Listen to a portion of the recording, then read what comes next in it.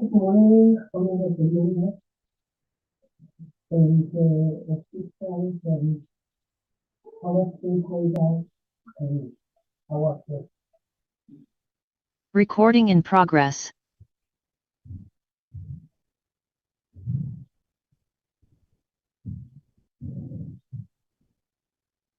Morning. Morning, Chair. Yeah, your sound are not very clear, but we can hear.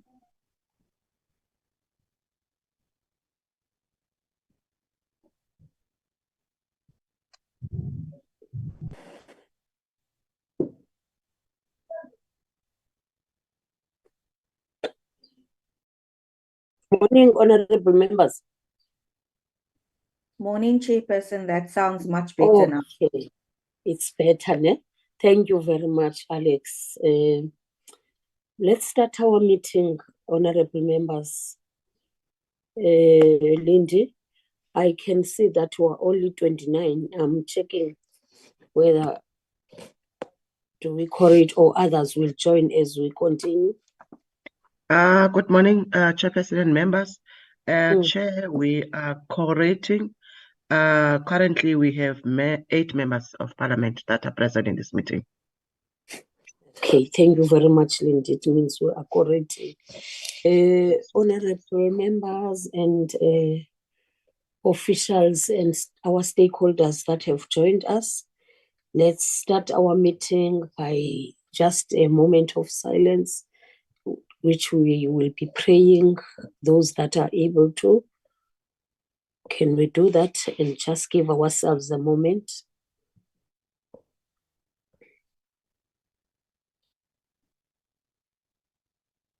Thank you very much, honorable members. We are praying because we have managed to wake up for today, and also God has been with us throughout the nights and the days. So we have to thank God on make us alive. There are those that couldn't make it, and there are those that couldn't wake up. And the reason is only being known by God. So thank you very much for that moment of silence. Let us request Lindy to flight the agenda. Whilst Lindy is flighting the agenda, let me just do a just short welcoming. I wish to welcome everybody in the meeting, knowing that we're only left with 4 days. Today is the 20th, which we are celebrating and commemorating the month of the heritage. The Heritage Day is on the 24th, so we're only left with 4 days. I hope everyone who is here in the world and in South Africa general will be able to commemorate her whatever way and style of celebrating the Heritage Day, because we are here because of our ancestors, and we know that we belong to different cultures and we do it on different ways. So I wish everyone will enjoy that day and will also celebrate on how their culture allows them to do. So I wish to welcome everybody. Lindy is going to assist us who is in the meeting and who is not in the meeting when we are done with the agenda. The introduction of members of parliament, and also give over to the department to tell us who is in the meeting and who's not in the meeting, and also do the apologies on the same time. Can we give over, Lindy? Thank you very much, Chair. Good morning once again to all members that are present in this meeting. Chair, today is the 20th of September 2023. There is this meeting which the members are correcting. Members present are Member Mbana, the chairperson of this committee. I have Member Abrahams, I have Member Stock, I have Member Mare, I have Member Van der Merwe, I have Member Eris, I have Member Peterson, I have Member Masango. I don't know whether I've omitted anyone. I'm still in this meeting. I don't know this. Hello? Hello? Okay. Yes, we Oh, can can you hear me? Yes. I have only those members and Member Pilankulu Chair. There are 9 members that are present. We are correcting and we can take decision. I think maybe, Chair, I can maybe proceed to record the apologies. I only received an apology from the minister who is abroad in the United States of America, participating in the High Commission, high-level commission, and she decides event scheduled for today. So she's out of the country. So those are that is the only apology I have received thus far, Chair. Thank you very much. Thank you very much, Lindy. I would like to give over to the department who is present. Yes. Sorry, I have raised my hand. Yes. Chairperson, Yes. can you hear me? Yes. Chair, I note the agenda that are in front of us today, because I can see we have the briefing on all the agenda points that are on the agenda. But Chair, there's one issue that are very crucial in the country, and it is affecting the whole country, is the issue of the social grants. And I don't know, Chair, where you will put this on the agenda, or will you allow us just within this agenda, just a few minutes to discuss this thing, because as representatives of the people that are affected, that beneficiaries, we need to get, the department must brief us on what is the state of this social grants. Thank you, Chair, at this point now. Okay, thank you very much, Honorable Aris. I am supposed to go to that issue. We haven't managed to get to the item that is the following item, the adoption of the agenda. I was going to do that. We're still on the introduction to know who's in the meeting, who's not in the meeting. Otherwise, we understand that that critical issue is supposed to be one on the agenda after the adoption of the agenda, which I was gonna amend. So we haven't gone to that item. Can I get the department to tell us who's present, who's not present?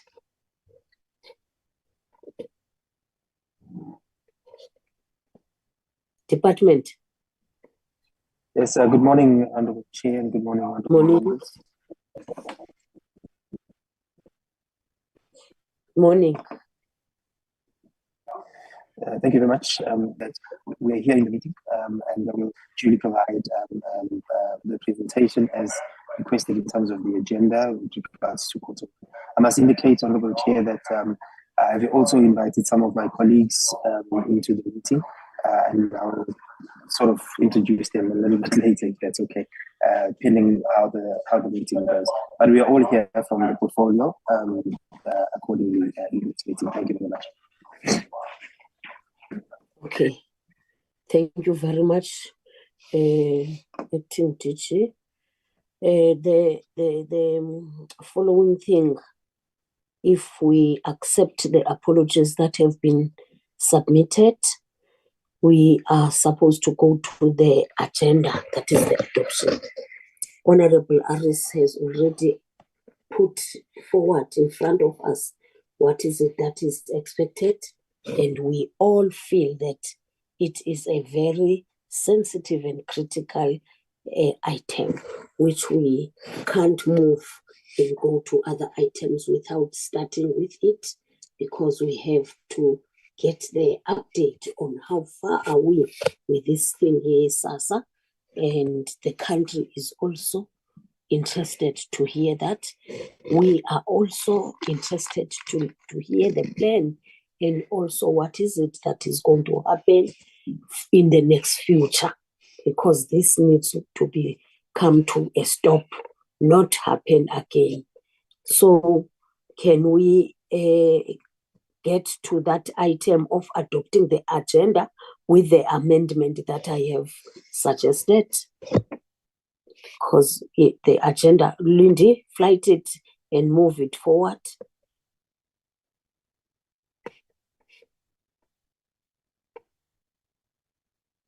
Lindy, do we have anyone in terms of the overview by the minister? Because the minister has already apologized, and I thought also the department will also forward the apology of the DM, because we had the situation that she is hospitalized. Is she in the meeting? Is the Chair, DM? you? Yes. Yes, apologies. No, she's not in the meeting, Honorable Chair. She's not well. And therefore, we'd also like to issue an apology on her behalf. Apologies, I missed that earlier. Thank you very much, Chair. Okay, thank you very much. So we won't have that item overview by the minister. We'll just go straight to the SASSA issue, which we are all interested to hear on it. So the agenda has been amended on those items. Can I get an honorable member to adopt the agenda as proposed? Chairperson, Yes, Chair. Yes. Yes.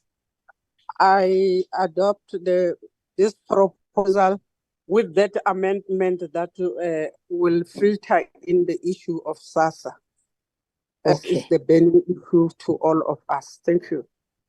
Thanks, Honorable Manganyi. Honorable Manganyi is proposing to move the agenda as proposed. Can I get any second from the honorable members? Chairperson, I will second the adoption with that amendment of the SASSA briefing. Thank you, Chair. Welcome back, Honorable Lizelle. Thank you, Chair. Yeah, we understand that you were under a very, very heavy and very painful situation. But we thank God again to bring you back strong as before. And we hope that you will continue with the work. We have watched the funeral. It went very well. We understand that you were deeply involved in that. Thanks ever so much for coming back. Thank you very much, Chair. Honorable Lizelle is seconding the proposed agenda as amended. So we have to continue. Department, tell us who is going to give us the briefing, the plan, and everything about what has happened. Okay, thank you very much, Chair, and good morning to honorable members.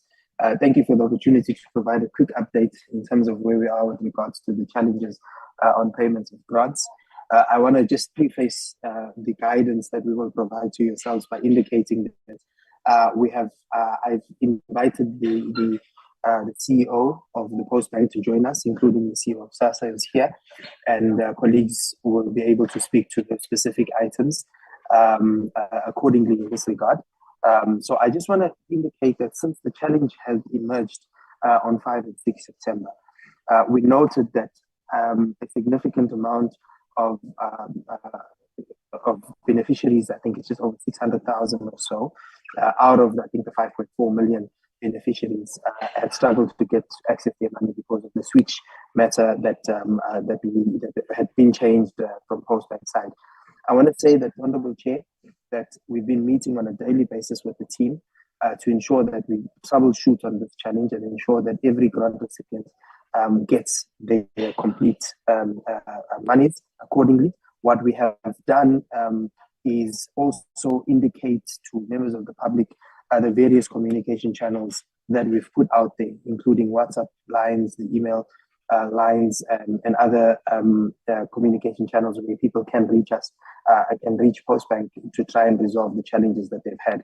We've also ensured that all the staff, both at SASSA and Postbank, are on the ground, engaging with members of the public, excuse me, at all points, and getting a sense of the challenges and addressing them immediately. I can confirm, Honorable Chair, to yourself and to this committee, that all the matters as it pertains to the challenges experienced on 5 and 6 have been completely resolved, and all the monies have been put into every recipient's account as it stands today.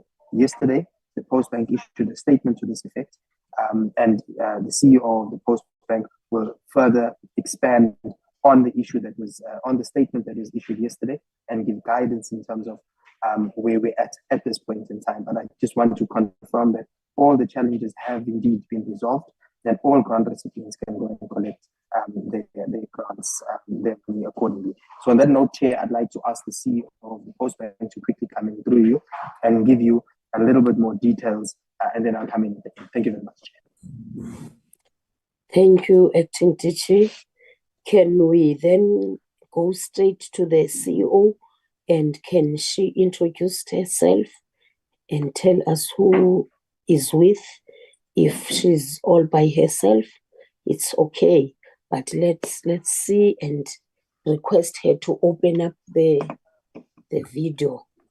That will be the best thing to do. Over to you, CEO, Postbank. Thank you, Chair. And good morning, honorable members of the portfolio. I'm going to try and open my video. I am working from home today. Well, this morning only, just to catch up on the portfolio committee meeting. I didn't want to be missing it. And thank you again, absolutely, for the opportunity to present and share much more detail on the matter at hand. And again, I think on behalf of our department and on behalf of the Postbank, we absolutely apologize that all of us, we had to go through this, but I think even more to the people affected by this. We always say that it doesn't matter, even if we talk about 600,000, we are always mindful no one, not even one person, should be at a point where they do not necessarily are getting their funds on time. Honorable Chair, if you don't mind, if I do switch off my Wi-Fi, I can see that I'm going to struggle because I am load shedding. So I can see that I'm going to struggle a bit with connection. If you don't mind, I would love to do that so that at least my audio is consistent. And I am Carry on, you are being allowed. Thank you. So the incident happened on the 5th of September, and maybe just as context as to really what was the change about, what informed it. So the bank, even before I joined, because I joined on the 17th of July, the bank has been on a program based on the variation notice that we got from SAB for us to make sure that we're compliant with the Banking Act, but also the regulatory compliance in terms of the Financial Services Act that we belong in. And one of those major changes where we had to ensure compliance really impacted our IT infrastructure. And as such, the business, I think, since the beginning of the year has been on a program of migrating and also upgrading some of the IT infrastructure.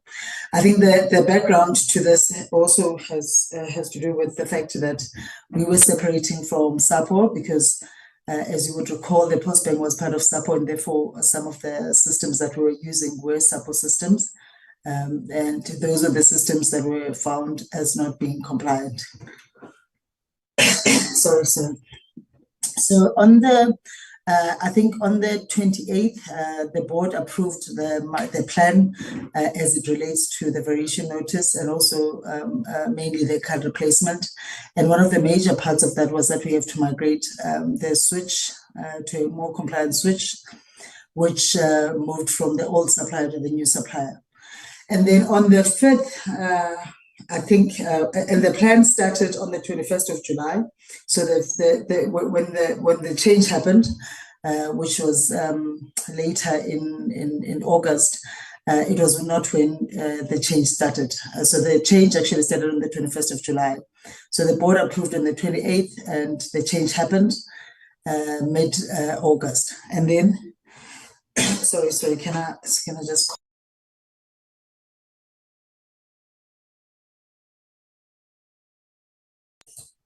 Sorry. So when the change happened, I think on the mid-August, so we started with the bigger volumes in terms of payments on the 5th. And then in the morning of the 5th, we noticed that there were timeouts in terms of the communication between the switch and the retailers or the ATMs. And then the issue was fixed at around 4 p.m. that day, completely resolved. But the impact of the timeouts is that there were about 600 customers or beneficiaries who were then impacted. And these beneficiaries were impacted in a way that the system showed that they have withdrawn their money, yet they haven't. Hence why we talk about reversal process that we had to do. Unfortunately, the business at that point did not have an auto reversal like any bank would have, because it is normal that something like this does happen in banking. But every bank will have an auto reversal process that will quickly reverse whether the money was due to you or the money had to go back into your account. And then, so from the 5th, and then on the 7th, which I think as we reflect, perhaps the business should have tried something differently. On the 6th, so we tried to put in the auto reversal very quickly, because it is a small change, but we quickly realized that perhaps let's not do that. And then for 8 minutes, the system was also affected on the 6th. But on the same week, the Friday of the same week, we also understood that one of the bigger retailers also had an issue on their side, which then also affected some beneficiaries, because then it also caused them experiencing a need for reversal. And therefore, the 600 that we're talking about, we started the manual reversal on them the same week, and we finished majority of them the following week, or the end of that week actually. And that's why the DG now speaks of the fact that as we sit here, we're comfortably saying that we, according to our data, we have processed everyone has gotten their reversal. However, we are still getting calls of people, some of them claiming that they haven't gotten, but the system actually shows us they actually even withdraw the money. Some of them are using us as a sort of a balance inquiry, which we also understand. And then some of them, there has been short money paid into their accounts, which we think there might have been a change in their account in terms of what they qualify for, or if not that, because the process was manually done, then, sorry, and then they were affected. I'm going to stop there, Chair, because I'm trying to really summarize the issue, and then I'll take any questions that there are so far.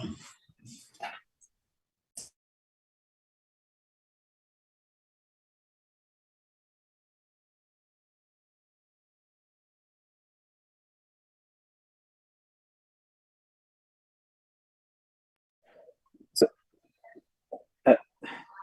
sorry, CEO, are you still on? I'm still on. Sorry? I'm still on. I can continue. I'm still on, DG. I can continue to no, talk. You had muted, sorry. Sorry. I can continue to talk maybe about what we've done, because I was trying to summarize very quickly. Perhaps maybe let me talk, because I do see that there's a few hands. So just a few things that we've done since that. We've made sure Excuse me, can I ask something? CEO, can I ask something? Yes, Chair. Do you have anything written down? I do, Chair. I do have a presentation. Why don't you write it? Because Okay. we believe on something written down on all what we are saying. Happy to do that, Chair. Happy to do that, Chair.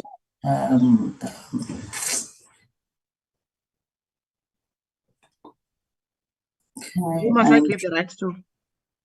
Please give them to me, to Nikki. To Nikki, okay. Thank you.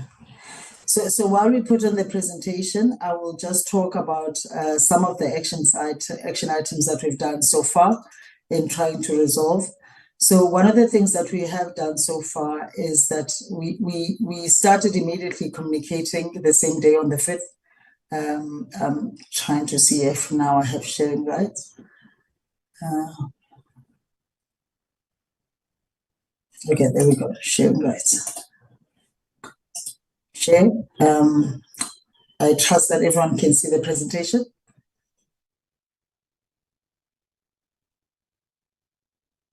Can everyone see the presentation? Yes, Yo. Okay, thank you. So this was just the background that I was giving Chair in terms of what really happened and what was the process that we followed and what was the reason why we made the change in the first place. This is just talking about the fact that we did the change on the 21st of August and that as we said at that day, that we saw that there's about 600 customers that were impacted, which is from our data, which is the 600 that I speak of here. And as a total of customers that we do process through our bank, we process 5.3 million customers. So that equals about 10% of customers that we impacted. So the status as of now, we are 100% confident that the system issues that we identified on the 5th have been resolved. We were consistent in terms of paying since the 6th, 7th, and until now. So the system is working as it should.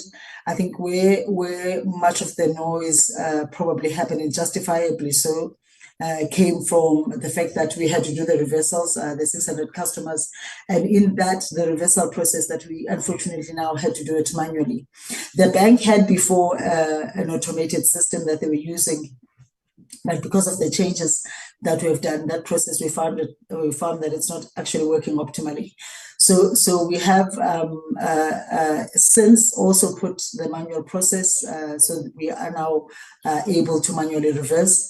But coming back on we are able to automatically reverse, but coming back on the manual reversals. So we worked on that, we put teams in place immediately. We made sure that there's a way that every customer, should we miss them on our data, they have a capability of being in contact with us, that they will speak through us, either WhatsApp, email, or phone call. And then we've done the reversals, part of the first week. Most of that was just doing the manual reversals. But like I was saying that we are seeing some customers which is a very small amount of them, where the queries are about the fact that maybe they should paid. But we're also noticing some of them who are trying to defraud the system, which is the majority of the queries that we're getting, because the system does show us that Nikki was credited, and actually Nikki withdrew their money and they actually withdrew it at Checkers. That's how detailed the system is. So now we talk of disputes as well, because some customers, even though the system shows that they've gotten their money, we can see the creditors in their account or they're withdrawn, and then some of them still claim that I still didn't get my money. So those are the two categories right now that we're mainly dealing with is the disputes, and all those that we can notice that maybe they've been short paid by a certain amount. And we're really trying to find out where the source of this was, that has their grant amount changed in any way, or has something happened? But again, these are very, very small accounts, small amounts. We're talking about disputes of less than 30, and even reducing by day, probably to about less than even 15 of those disputes. The turnaround time on those disputes, we're trying to make sure that we get back to the customer as soon as possible, to inform them and correct it if we find it, but we try not to have any dispute being not resolved for longer than 24 hours. Some of the action items that we've taken, perhaps this slide was just giving the actual detail of the issues. That's why I talk about number 3, that we did see that one of the retailers did cause a little bit of issues, because they also had a timeout on their switch. And we do talk about the challenges is that we try to work very closely with SAPO branches as we get some of the information about I think what we all know now that SAPO is challenged with. But I must say that it's really a minority of customers that actually do get their payment grants through SAPO. And I must also emphasize that even though a customer will be getting their grant at SAPO, all our customers have a card. They are able to go to any retailer. They're able to go to any ATM. It doesn't matter the bank. Their card works across. It's just a matter of choice for them to go to a SAPO branch. So some of the things that we taken, so a lot of communication happened on the day, on the 5th, a lot of joint excos between ourselves and the DSD to try and find a way forward. We've got a war room where we communicate quite on-time information in terms of what's happening on the ground. If there's any issue in a particular branch or particular retailer, we've got that. We've got a similar war room with the retailers because they're also on the ground. They're able to tell us what's happening and what they're seeing. So we've put that in place. We continue to do a lot of comms now. We've gone to regional radio stations, local radio stations, because we are mindful that our customer profile are not people that necessarily will listen to ENCA. They would love to hear the information in their own language. That's why most of the comms that we did send, we have asked the retailers to post them on their walls in their shops, the SAPO branches to post them there. I do know that SASSA has posted the very similar comms on their social media sites so that people can get that information. So we continue today, yesterday, even after the briefing last week on Thursday, we continued to take in calls on Friday to make sure we communicate. I think what muddled the waters, though, we must admit, was the resignation of our board, and I think in that process of the back and forth accusations happening, I think with the leakages of some letters, that actually just confused a lot of people and misinformed actually a lot of people, because the issue that we had now had absolutely nothing to do with that process. Because as I shared, that the board actually approved the change on the 28th of July, which was my second week in the job. And I know at that time that there wasn't anything that was untoward in approving that plan. In terms of assuring the next run, the pay run, so there are a few things that we are exploring, actually working on already. So we are working with the vendor, because the main issue that happened on the 5th was on the vendor side. So we are working with the vendor to ensure that they've got increased capacity. So there's 6 action items actually in a meeting with them even yesterday. We committed on those items, on the dates. They've already moved on some of them because I think majority of them lies on them. They're bringing in even more resources on their side, because they've also just want to make sure that there's stability on their side. So they've brought in extra resources to ensure that the reaction time, even on their side, should they pick up something, is quite quick. Even on our side, we're not only relying on that, we are exploring some other ways of ensuring that by the way, the vendor does have a DR, which means that they have a fallover. Should the one switch not work, they have a fallover.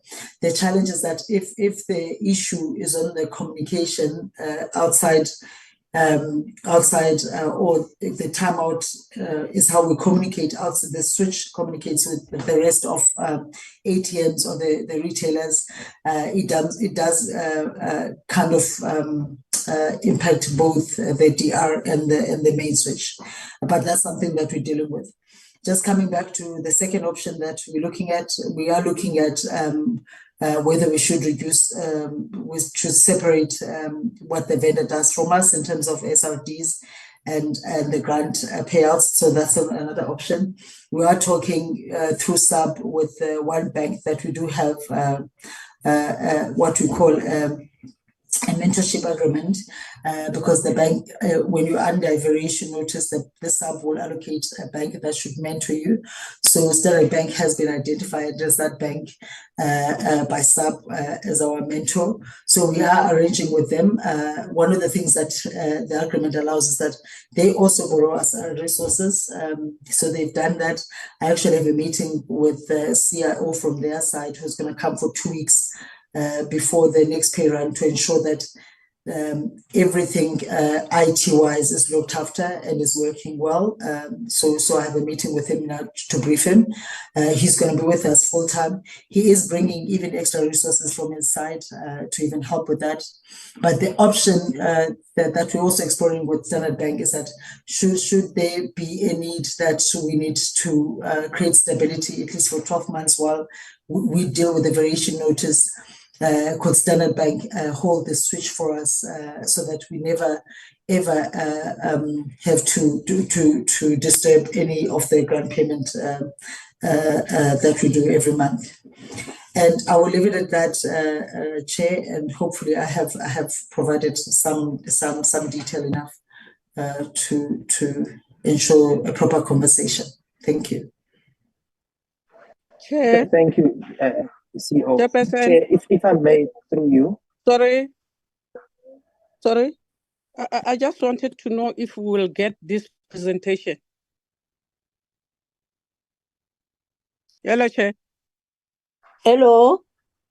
I wanted to know if we will get this presentation because I don't have it. I don't know if others got it or it's just she just gave us it now for the clarity, because I think it's very much valuable if we can get this slide also.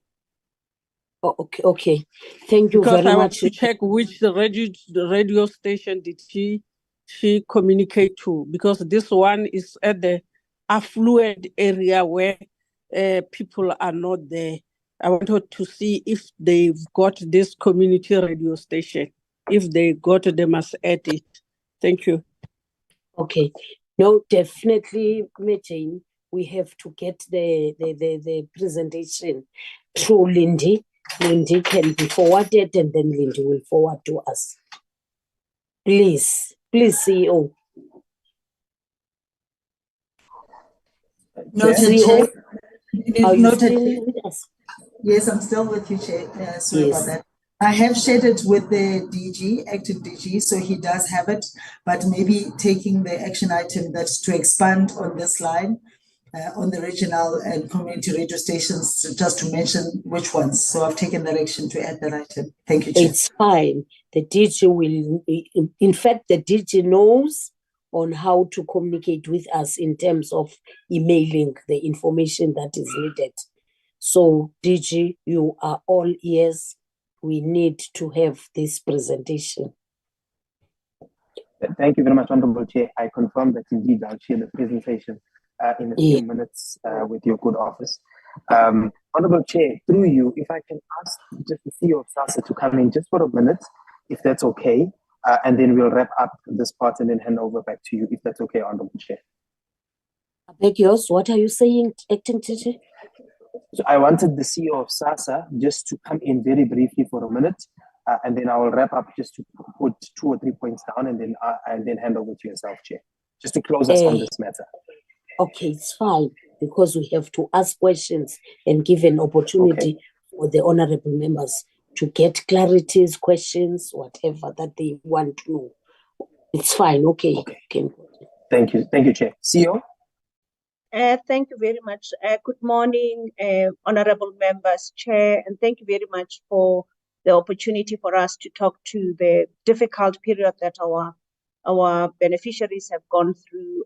First, I just want to thank the members that have constantly sent details of members from their constituencies for us to make sure that we facilitate support, and we worked together with the Postbank team, the call center, to make sure that many of those are resolved.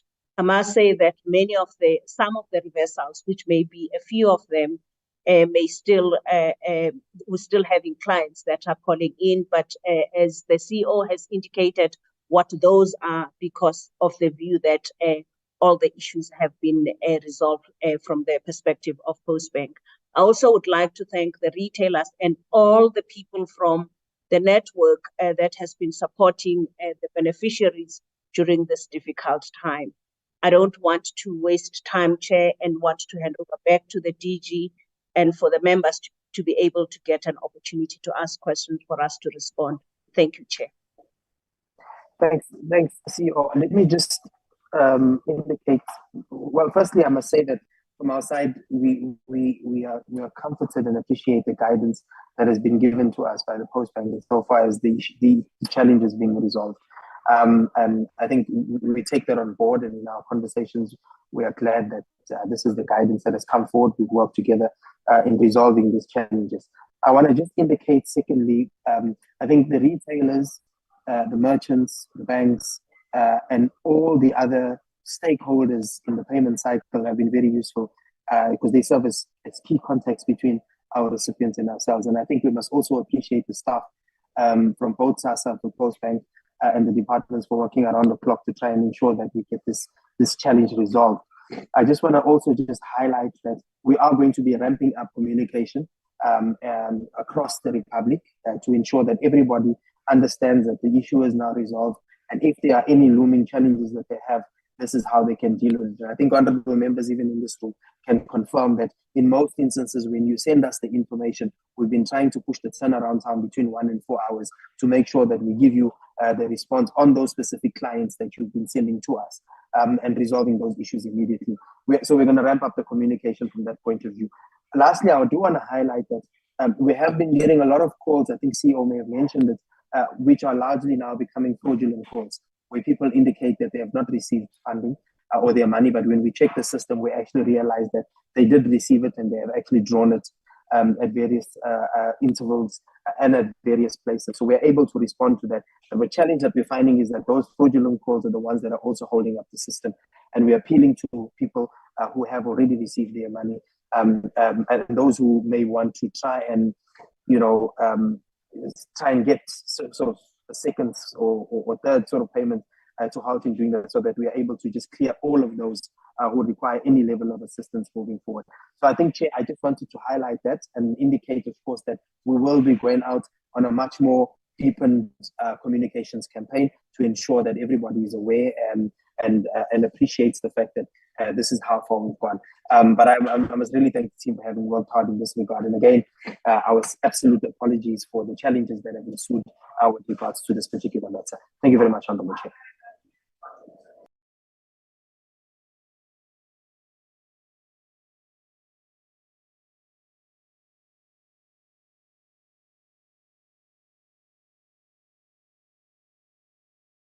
Okay, are you done, Acting Teacher? Yes, Honourable Chair, we are done. Thank you very much. Okay, thank you. Thank you, CEO, both CEOs, Postbank and CEO SASSA, and also you, Acting Teacher. Then let's give over to the honourable members. I see the followed by honourable. We can't hear you, Chair. We can't hear you. We can't hear you. Huh? You can't hear me? Hello? Yeah, now you're clear. Now you're clear, Chair. Okay. Honourable Aris, over to you, followed by Honourable Zell. Then I'll follow with others. Other honourable members is up. I'm able to see them. They mustn't worry. They follow up. Yeah, thank you very much. Thank you very much, Chairperson. Chairperson, you know what? I was thinking when this Postbank come up with this presentation, I was thinking to myself, because we have acting DG, that's why we are only receiving a presentation that is prepared only this morning. Because it was supposed to be the acting DG that was putting this thing on the agenda. But now it must be, we as the members request this thing to be on the agenda. It just shows that the department are not serious with handling the SASSA issue. The people in the country has lost faith in SASSA. So this thing of grants is not a new thing. We sit in a situation where the board of the Postbank has resigned as our service provider for the SASSA grants. And I want to know how it will influence the future payments. Because if there's again issues like glitches on the system, who will give this approval if there are no board members in place? And the Postbank must give us assurance that this thing won't happen again in the future. Because we are also sitting with this issue of the cards, of the SASSA Gold cards that will expire very soon. What guarantee can they give us that again, when it comes December and these cards expired, that our people will not sit during December without money? And then the other thing is because people have also incurred bank charges because people have constantly go to these ATMs and to these outlets to put in the bank cards in order for them to get their monies. Who will take responsibility on the charges that the banks was charging because people have lost money? And then also the other thing is how do we deal with those that have showed that they have received the money from their system side, but the reality is that people have not received the money because we as the representatives of these people are getting the calls and people are calling us to say, listen, we haven't received our money yet. And then the other thing, like Honorable Jane did mention, I want to know the communication because I see communication on radio stations, communication on email and SMS. The reality is, how did they reach the people in the rural areas? How did they communicate with these people? And it is not true to come and tell to come and say to us that this issue 100% resolved. It is not, because we getting calls on a daily basis. Like just yesterday, there was a lady standing in the queue getting a heart attack. This is totally unacceptable. This is totally, and specifically our pensioners. Our elderly need to walk up and down the streets like fools from the one retailer to another. And people don't have any food. And there's nothing that the department was doing in this time while our people was struggling just to provide something for our people to put on the table. This is a totally unacceptable situation that we must drastically deal. I have noted that there was a slide in terms of the 89.25 billion fraud prevention thing in 2021. I was saying to myself, why is it, if we have such good systems in place, why do we still get these fraud within the systems? And that's the answers that we as this committee, they must give us. Thank you. Honorable Lizette. Thank you very much, Chairperson, and good morning again to you and all our colleagues. Chairperson, I would like to start just by asking the DG to give us some clarity with regards to the widespread media reports that the department returned 15 billion rand of monies to Treasury that was supposed to be used for grant payments. I just wanted him to give us some clarity in that regard as well.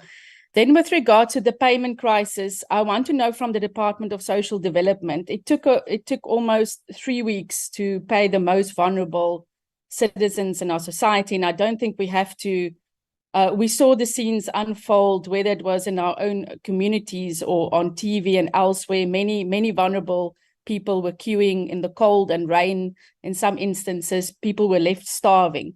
So I would like to know that during this payment crisis, what was the interventions from the Department of Social Development to assist the most vulnerable in our society? In other words, these 600,000 people that were not paid, did the Department of Social Development make sure that all of those 600,000 affected beneficiaries were issued with some type of food voucher or other assistance while they were waiting for their grants to be paid? Secondly, the Minister of Social Development during this crisis made a comment to say that Postbank has had a disclaimer for no less than 2 years. She also said no serious-minded nation can allow a financial institution to operate like this or tolerate this. So I would like to know from SASSA and the DG whether the minister is considering an alternative service provider to replace Postbank. Then I would like to know, in a previous meeting, we've often been told, and we've heard about the war room again this morning, we were told that the Department of Social Development, SASSA, and Postbank, the Department of Communications and Digital Technologies, you do have a task team or a war room that meet regularly. I want to know, since we now know that the technical glitch was caused by, we had to move from one service provider to another because of payment issues. Surely this crisis should have been anticipated. Why was it not anticipated and planned for properly? Because we know that, for example, in February 2021, FSS Technology suspended the switch service for 2 hours, which resulted in the non-payment of about 120,000 beneficiaries nationally. And this resulted in SASSA fining the Postbank. So you knew from previous examples that a crisis could await us. So I want to know why no pre-planning was done. Then I want to know from Postbank, we all would like to know, of course, that come October, that we will not be sitting with the same crisis. I did hear that the intervention that you are looking at is to bring Standard Bank on board in order to assist you with the switch. But I would like to know then if you are confident or have you secured the services of Standard Bank to assist you, so that will they be on board before October? In other words, can you give us an indication, an undertaking that this crisis will not repeat itself in future and that it will definitely not be the same case in October? Then I would like to ask, with regards to the resignation of some members of the board and the general instability of leadership in the Postbank, how will that affect your future stability as a service provider for SASSA? Also, I would like to know, when was this new system tested before it went live? And then I would like to ask, the last slide on this presentation spoke about, it said we need to learn, of course, from this crisis. And then there were some interventions that have been suggested. In other words, it said that we need, at Postbank, we need a COO, we need a general manager ops, Bloom, we need a general manager comms, we need a call center agents. But considering the dire financial position of the Postbank, will you be able to make any of these appointments? In other words, what I want to say is your recommendations don't seem to be implementable considering your financial constraints. Thank you, Chairperson.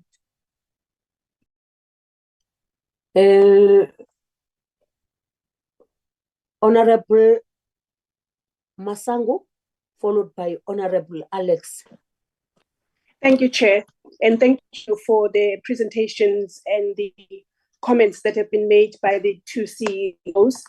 Chairperson, first off, I just want to say that this period since the 5th of September till now, like this morning, I was forwarding the still unpaid grant queries to the CEO of Postbank.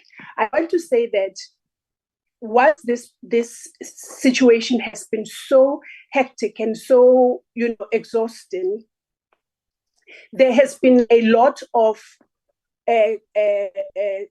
coming on board by the CEOs to an extent where you were able to get in touch with the CEO of Postbank and get things resolved and so on and so forth. Which then brings me to this thing that it's been a general or almost a standard request that I've been making, that communication, you can never go wrong with communications. When, as the members of the portfolio committee are brought on board on things, on risks that can be detected, and we are given proper information, we actually circulate that information and people understand, because there will always be glitches and things like that. But it is unacceptable that there can be glitches day in and day out, and people are just constantly subjected to this vulnerability that they cannot get out of. I would like to know, Chairperson, if it is possible first of all, to go back to the dates that used to be when the money used to be paid before COVID, when beneficiaries knew that their money would be on a certain date, and then they make arrangements accordingly. This one older person said to me on Monday, said to me, Bridget, why is it possible that SASSA can make us every month to wonder and to look forward to that schedule that goes out when we actually just used to know that the money gets paid at the end of the month? I would like to know and be reminded, maybe if I was informed, I would like to know what caused this changing of dates of payment of beneficiaries, and can we not go back to the previous thing, because it just reduces the levels of stress that people have as they wonder when they will get their money. That is one thing. And the other thing, the issue of communications, I cannot stress that enough. People were very understanding when they get communication, and when that communication that they get in terms of contact details, when they work, people understood.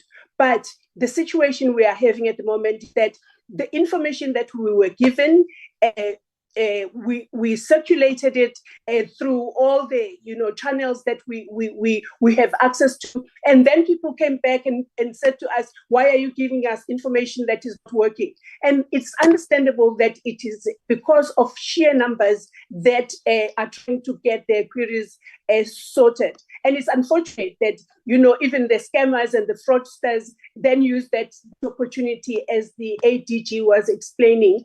But if we can just have sufficient capacity, to be able to receive the queries that are sent to the information that we are sent. And Chairperson, because I am assuming that this presentation that we've had now are actually a stopgap measure for we requested last week for an urgent meeting between the portfolio committees, and for us to be briefed as members of the two portfolio committees. What I would like to know then is if we can be told today, the AD said last week that the question that I asked would be responded to when we get the meeting of both portfolio committees. I'm not sure that we will have that, because obviously the term is coming to an end, but I will repeat, the stress levels are going up in the sector about the cards, the SASSA cards that are expiring in December, and what is the arrangement as far as that is concerned. I would really like that, Chairperson, to be clarified. Thank you so much for now. I have been covered by the colleagues that have spoken before me in terms of the other issues. But thank you, Chair.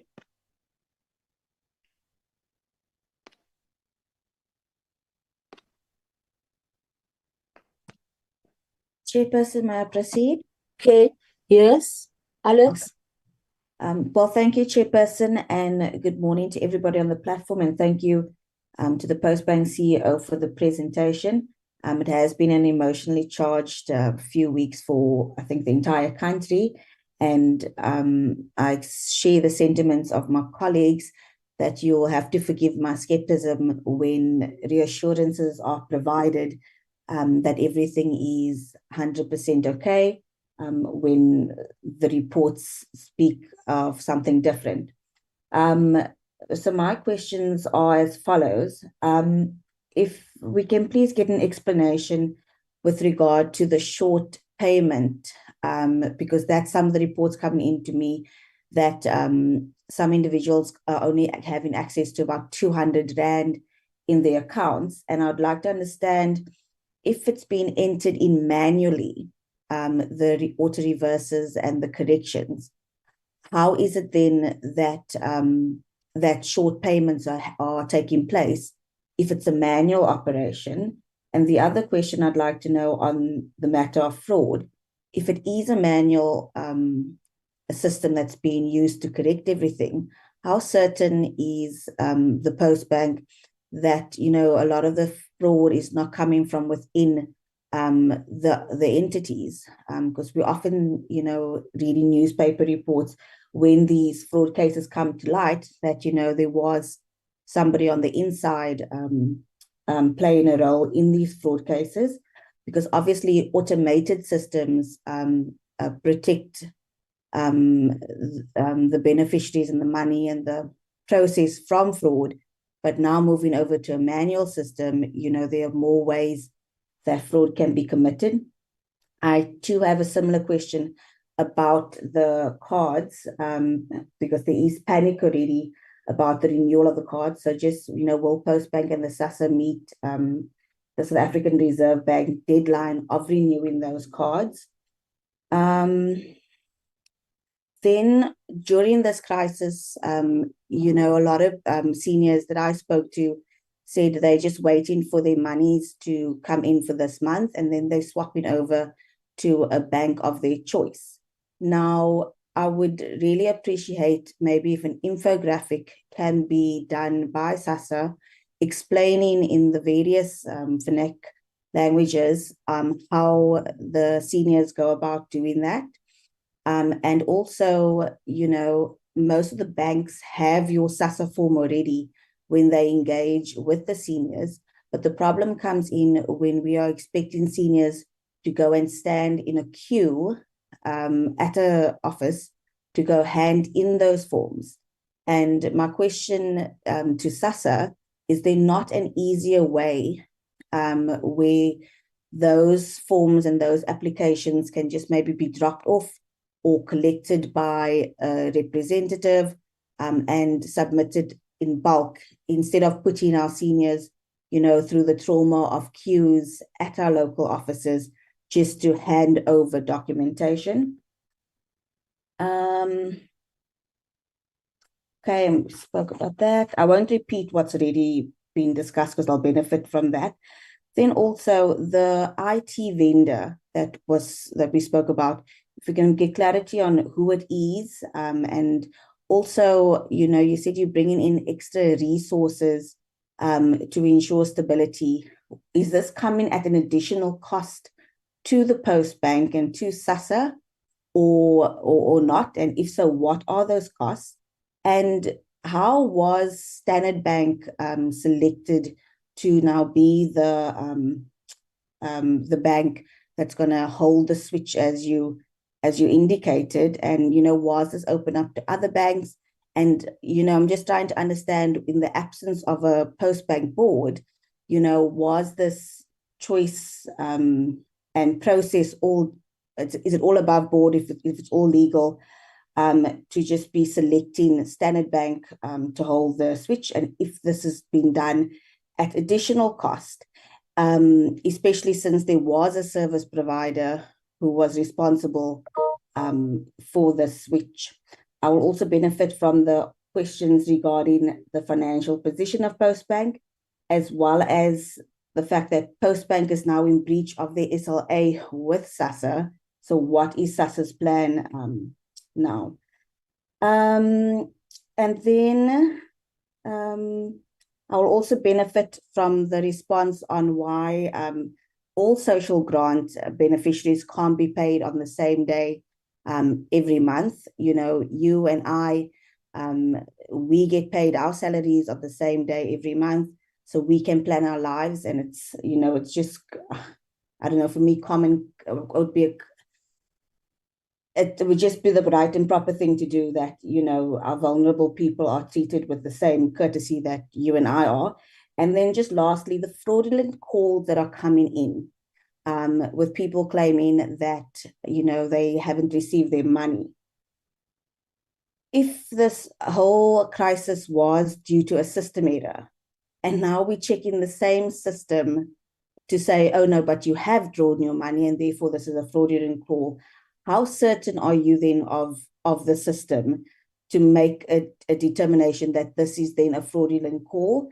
And then if it is a fraudulent call, are they being put on a red flag list? Because as we know, during these times, criminal syndicates, will take advantage? And is the fraud unit then following up on all those calls just to make sure that, we cover all bases?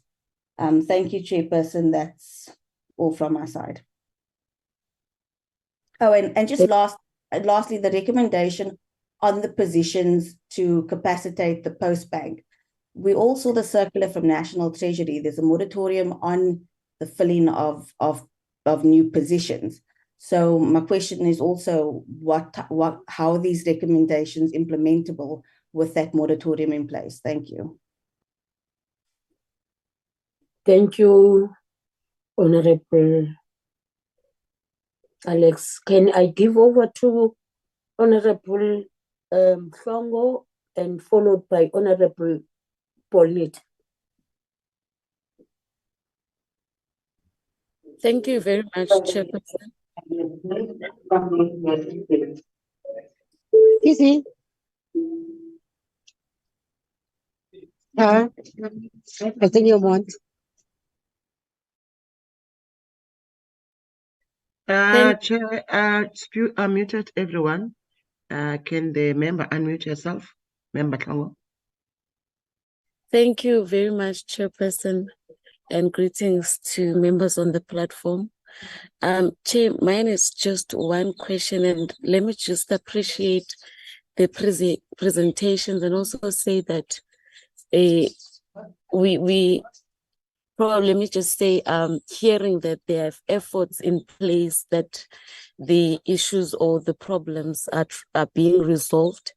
But then my question would be, with everything that is in place of resolving the problems and all the recommendations, is there a system or is SASSA and Postbank prepared if it happens again, that the next payments, such things happen? What will they do to ensure that it doesn't happen again? Because now we are getting a surety that everything is resolved.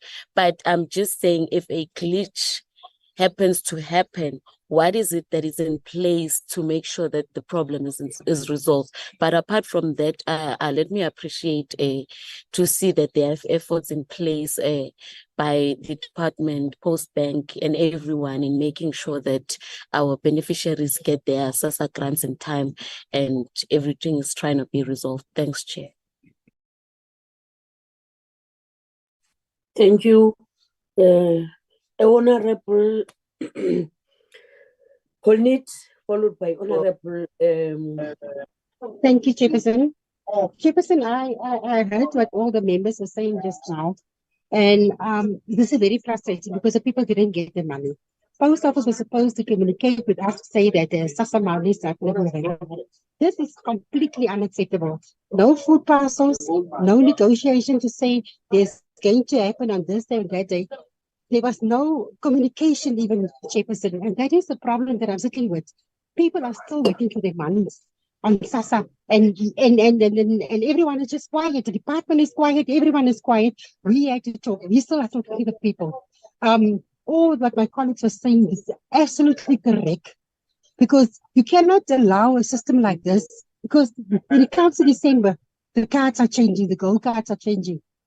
Are we going to have the same problem? A few months ago, people were sleeping in the post office. We warned you from the beginning, the post office is not going to work because the post office has been liquidated, sequestrated, all those things. They don't have money, they owe billions of rand.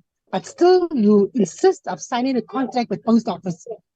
Post office is basically a dead horse, Chairperson, but you are still trying to revive a dead horse. So this thing that is happening to our old people, the vulnerable people, is unacceptable. And I want you to know this. I say it's unacceptable. Everyone in the department must take the blame for this, because our vulnerable people, unemployed people, the children, and the people that is disabled have been suffering for more than 3 weeks. And still today, they didn't get their monies. So, Chairperson, I was covered by all the other members, but I wanted to emphasize the frustration, because people don't even have money to eat food, and then you prolong the agony with another 3 weeks. Thank you so much, Chairperson. Honorable Kate Bulangulu, followed by Honorable Manganye. Then the last one will be Honorable Stock. No, thank you. Thank you very much, Chair, and good morning, honorable members and everyone else in our platform. Chair, much as it has been deliberated by other members, but really it's not acceptable that we may keep on saying one thing as a portfolio committee. Firstly, the issue of the presentation. I think now and then when the department is coming, they know very well that we need to have the presentation before. Bearing in mind that this one, we are saying that we have adjusted the agenda, but it's a burning issue. It is all over. I think the department itself or SASSA or SAPO should have known that, because this thing, it's on the eyes of everyone now. We need to have we need to have a presentation about it. Another thing, the issue of old people not receiving grant. I don't think there is somebody who can say, yeah, we are fine, because now the report is saying everything is sorted. I mean, I think the portfolio committee should agree with the presentation when we no longer getting calls or receiving information to say there are those that they didn't receive their grant. But up to so far, I don't think all people have received their monies. And secondly, there was this issue of people receiving half the amount. If they did receive half the amount, when are they going to get the other money? And I don't know. If you transfer money or when you transfer money, I think there's a certain percentage that goes out, whether you are doing reversal. Who will be responsible for that money? Are we not going to find SAPO or SASSA having a problem in future to say we no longer have money because there was this challenge that happened during June? Are we not going to hear something about the shortages of money going forward? And secondly, the glitches that they were talking about, if really there are systems in place, why didn't they see it coming to say there will be this thing? Then let's avoid it by doing this and this and that, instead of waiting for a day and then 600 beneficiaries find themselves going out to queue on a very hot or cold or windy day in those long queues that we know, without getting an information to say they shouldn't bother of going there. This is another challenge. We cannot leave our old people to go and wait the whole day, waiting for something which is not there. I don't think that one really is good. The issue of communication, I think it needs to be strengthened. And we cannot talk about this time and again to say they need to strengthen the issue of communication. They even spoke about the increase of a switch capacity. How far is the process? Is it done now, or they are still going to do? If they are still going to do, what is the time frame? There are also issues of critical positions where they are saying the UP centers, like in Bloemfontein, the call center, the agent in call centers, they need to hire people. How long is it going to take? Or what is the turnaround strategy for that? Because really, we cannot agree on the department or SASSA or SAPO leaving our poor people in that serious condition. Even if it was us, or even if it was them as officials, on the 15th, just to go to the ATM and find that your money is not there, you'll be fuming. What about these old poor people? I think we need to bear that in mind. The issue of the presentation now, when they're saying now it's complete, 99% is only 1%. That 1%, what number is the 1%? And what number is the 99%? Are they sure of that number? Or just estimating? Chair, I think Mina, I'll be happy if I heard that no one is calling, complaining about not receiving the grant. But before that, I don't think I will say I'm happy about something. I'm not. And I'm not going to be happy because we are not here for ourselves. We are here to make the department accountable with its entities. They must do the right thing. They have to do the right thing. And the right thing is the only thing that they have been appointed to do. SASSA knows very well their responsibilities. SAPO knows their responsibilities. And if there is a problem with SAPO to deliver the mandate, I think the department should take it back to the ministerial to talk about this thing, that SAPO is failing. It needs to be corrected. If they are failing to do their work, please, let's talk about it. Let's make sure that this issue needs to be attended to. I don't think we need also to have a presentation that will be telling us or talking to us, indicating that we failed to pay the poor people, we failed to pay the grant that are due for these old people. Thank you, Chair.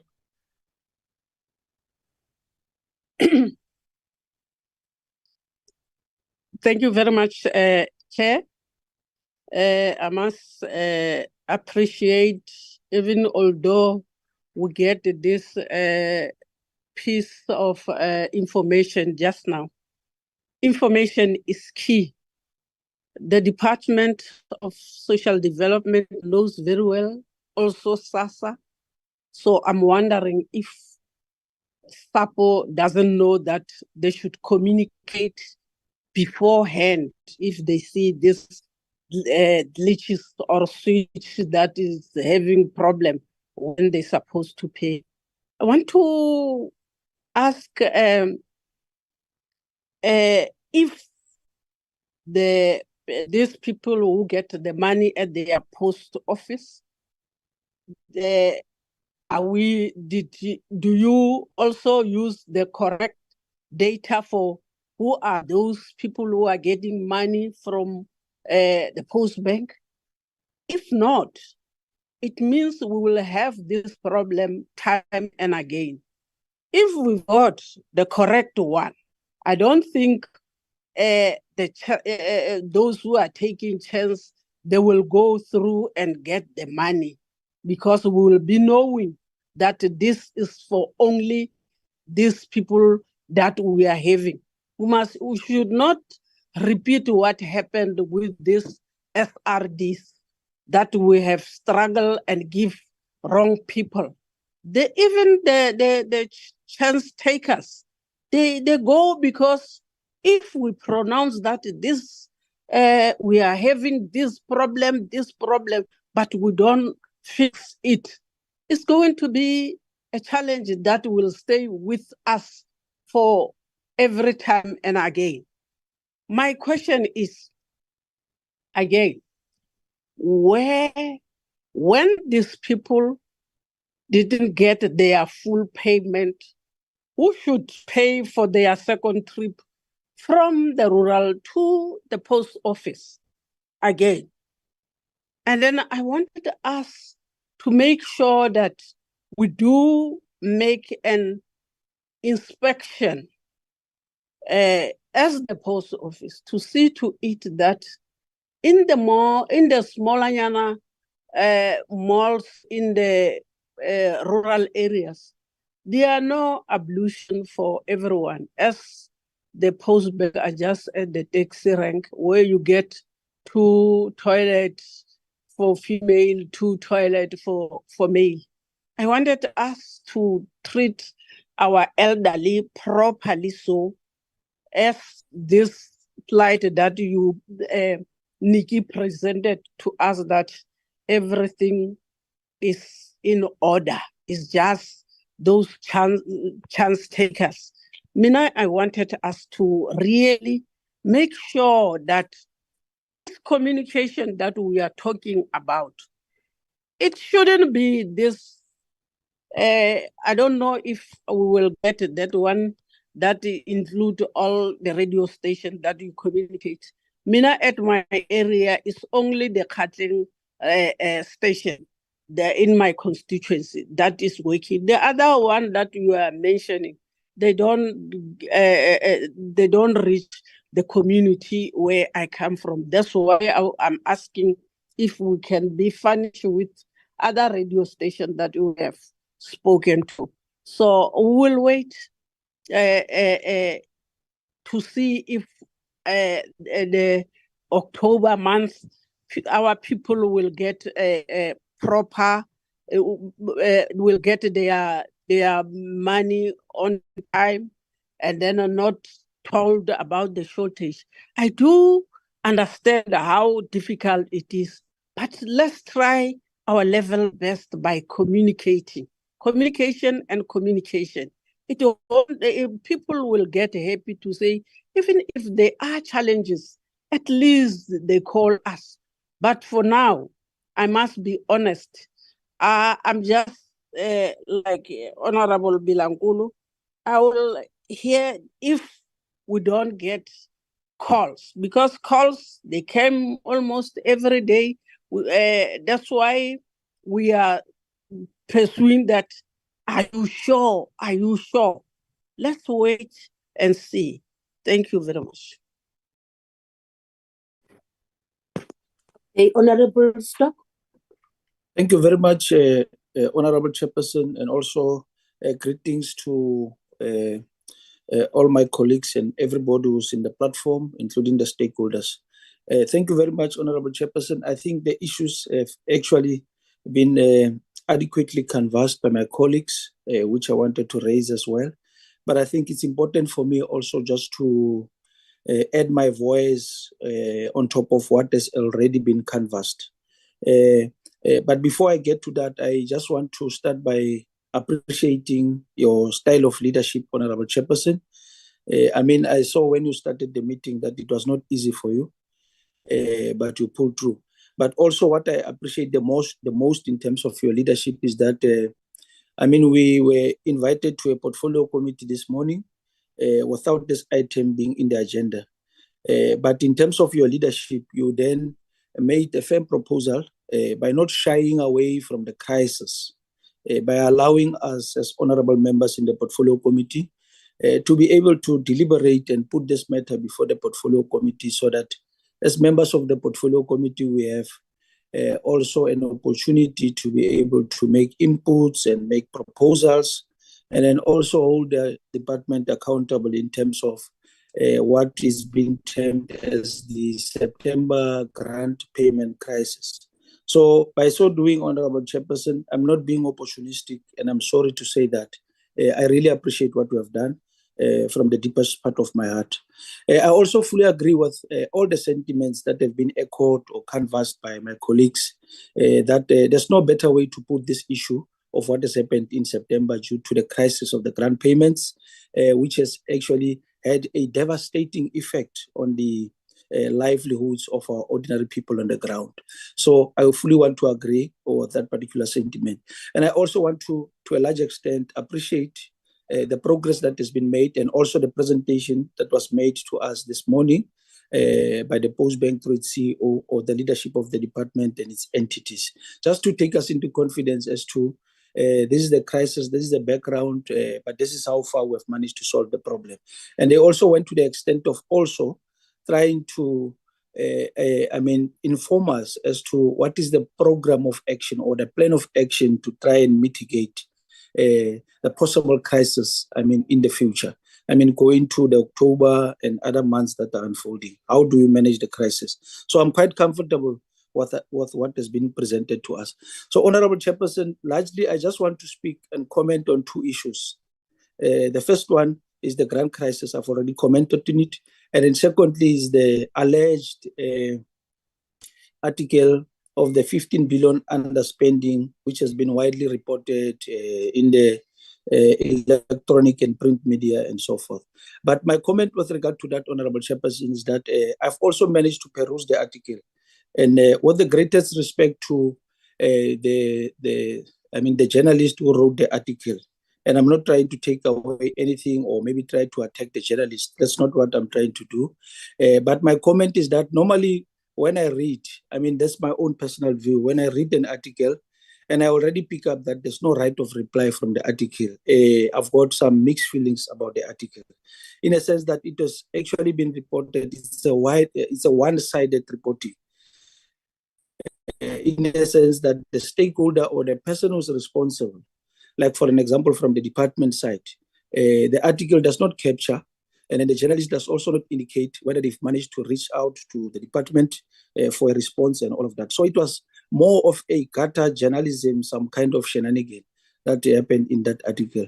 And I'm sorry to put it like that because it was one-sided reporting. Even in the judiciary, there's what we call the odi alteram partem rule. It's a Latin proverb that says all sides of the story must be heard.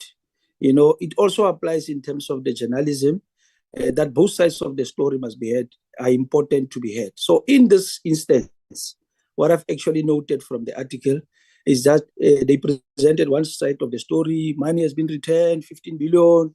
The department did not, it's not taking care of its ordinary people. They don't care for the poorest of the poor and all of that. That was the context of the article. And I think it's a very misleading article if you look at it from that context. Because for me personally, I think the article has been used to try and play politics with the September grant payment saga of what has actually transpired. So there's also an article which has been peddled in the media to try and agitate the ordinary people and the ordinary masses of our people to create an impression that there's money that has been budgeted for you. It is not spent, you did not get your grant, so it has been returned back to the National Treasury. So I want to, without necessarily trying to sound like I'm defending the department or trying to sound like I'm an official spokesperson of SASSA or either the Post Bank or department, but I want to make it very clear, and I think the department will come in through the acting DG and the CEO of the entities to clarify us. But I just thought it was important for me also just to put and maybe comment on the article. Because articles, we are in the political space. There are articles about our livelihoods, our lives, on a number of occasions on a daily basis. But sometimes it's important how articles are actually covered or are actually reported. And sometimes these articles, they are crafted like that because the newspapers also, they are also desperate because they want to actually make some profit and make money out of these things. So it's important, and I think we'll be able to get a proper feedback and the facts as to what is the underspending. Because if my memory serves me well, with regard to the money that was returned to the National Treasury, and then on record, and I've got the minutes here in front of me, on 2 occasions, the department presented to us about the monies that they wanted to return back to the National Treasury because of the estimates that they made for the 350 SRD grant. And then there are certain monies, because of the means test, they could not reach out to a number of beneficiaries, a particular number of beneficiaries that they wanted to reach out. Now, because of the government competing priorities, even if the department or SASSA wanted to say, no, there's still a certain amount of money that is available. Can we try and reach out to many beneficiaries? And then because of the government competing priorities, with so many things that are happening throughout the country, National Treasury has got its own framework, it's got its own priorities. So the money have to be reappropriated and reallocated to certain government priorities. So that's my view with regards to the alleged 15 billion underspending by the department. But I think we'll get a proper briefing from the acting DG. And I think it will be good for us as members of the portfolio committee also to empower ourselves to know where exactly and then how much have been underspent and why this money has been reallocated and all of that. So, Honorable Chairperson, I will conclude by just making 2 firm proposals to the portfolio committee as part of maybe the way forward, and also trying to mitigate this situation, what has happened recently now. And then the first proposal I want to make, Honorable Chairperson, is that as a portfolio committee, we must insist or we must actually advise the department with its entities to convene an urgent press conference, like a joint ministerial press conference, and update the nation based on what they just presented to us now, but about the progress that has been made and all of that. And then if there are still cases of some of the beneficiaries that are not getting their monies, and how and where those particular queries can be sent to or elevated so that they get resolved. I mean, we have also noted about what happened, the joint ministerial press conference, which assisted last week, about the two ministers, the CEO of the entities were there, the leadership, senior leadership of the department, which was quite appreciated. I've also noted the statement by Postbank yesterday during the day around 12 o'clock midday about the same issue that they are presenting to us here, about the progress that has been made. This is the number that you must phone when there are queries and all of that. But in terms of my own view, I feel that that's not enough from a communication point of view, because I think it's comrade, one of the honorable members put it adequately and said, how do you reach out to somebody who's in the rural areas? I mean, if you release a statement and it goes to all the platforms, it goes to the offices, and then through social media, an ordinary beneficiary who's in the rural area, I think that's a concern for all of us. Now, through a joint ministerial press conference or press briefing, we'll be able to reach out to a number of local radio stations and all other communications platforms. So the message will be able to reach out to our people. So I just wanted to make that first proposal. And then the second proposal, I would also want to propose that as part of the mitigating and the way forward, and then also as honorable members trying to make sure that this particular issue, we're on top of it as a portfolio committee. I think we need to have an urgent joint portfolio committee meeting between ourselves, social development, and the portfolio committee on communications, so that we are actually kept abreast in terms of what is the plan moving forward for the next coming month, so that we don't at the tail end come back and say, because of the case that we're convening, where are we, what is the plan, and all of that. So as part of mitigation, I propose strongly that we have a meeting, a joint portfolio committee meeting between ourselves and portfolio committee on communications. Thank you very much, Comrade Chairperson. Honorable Chair, thank you. Thank you very much, Honorable Stock, and all other honorable members that have posed questions.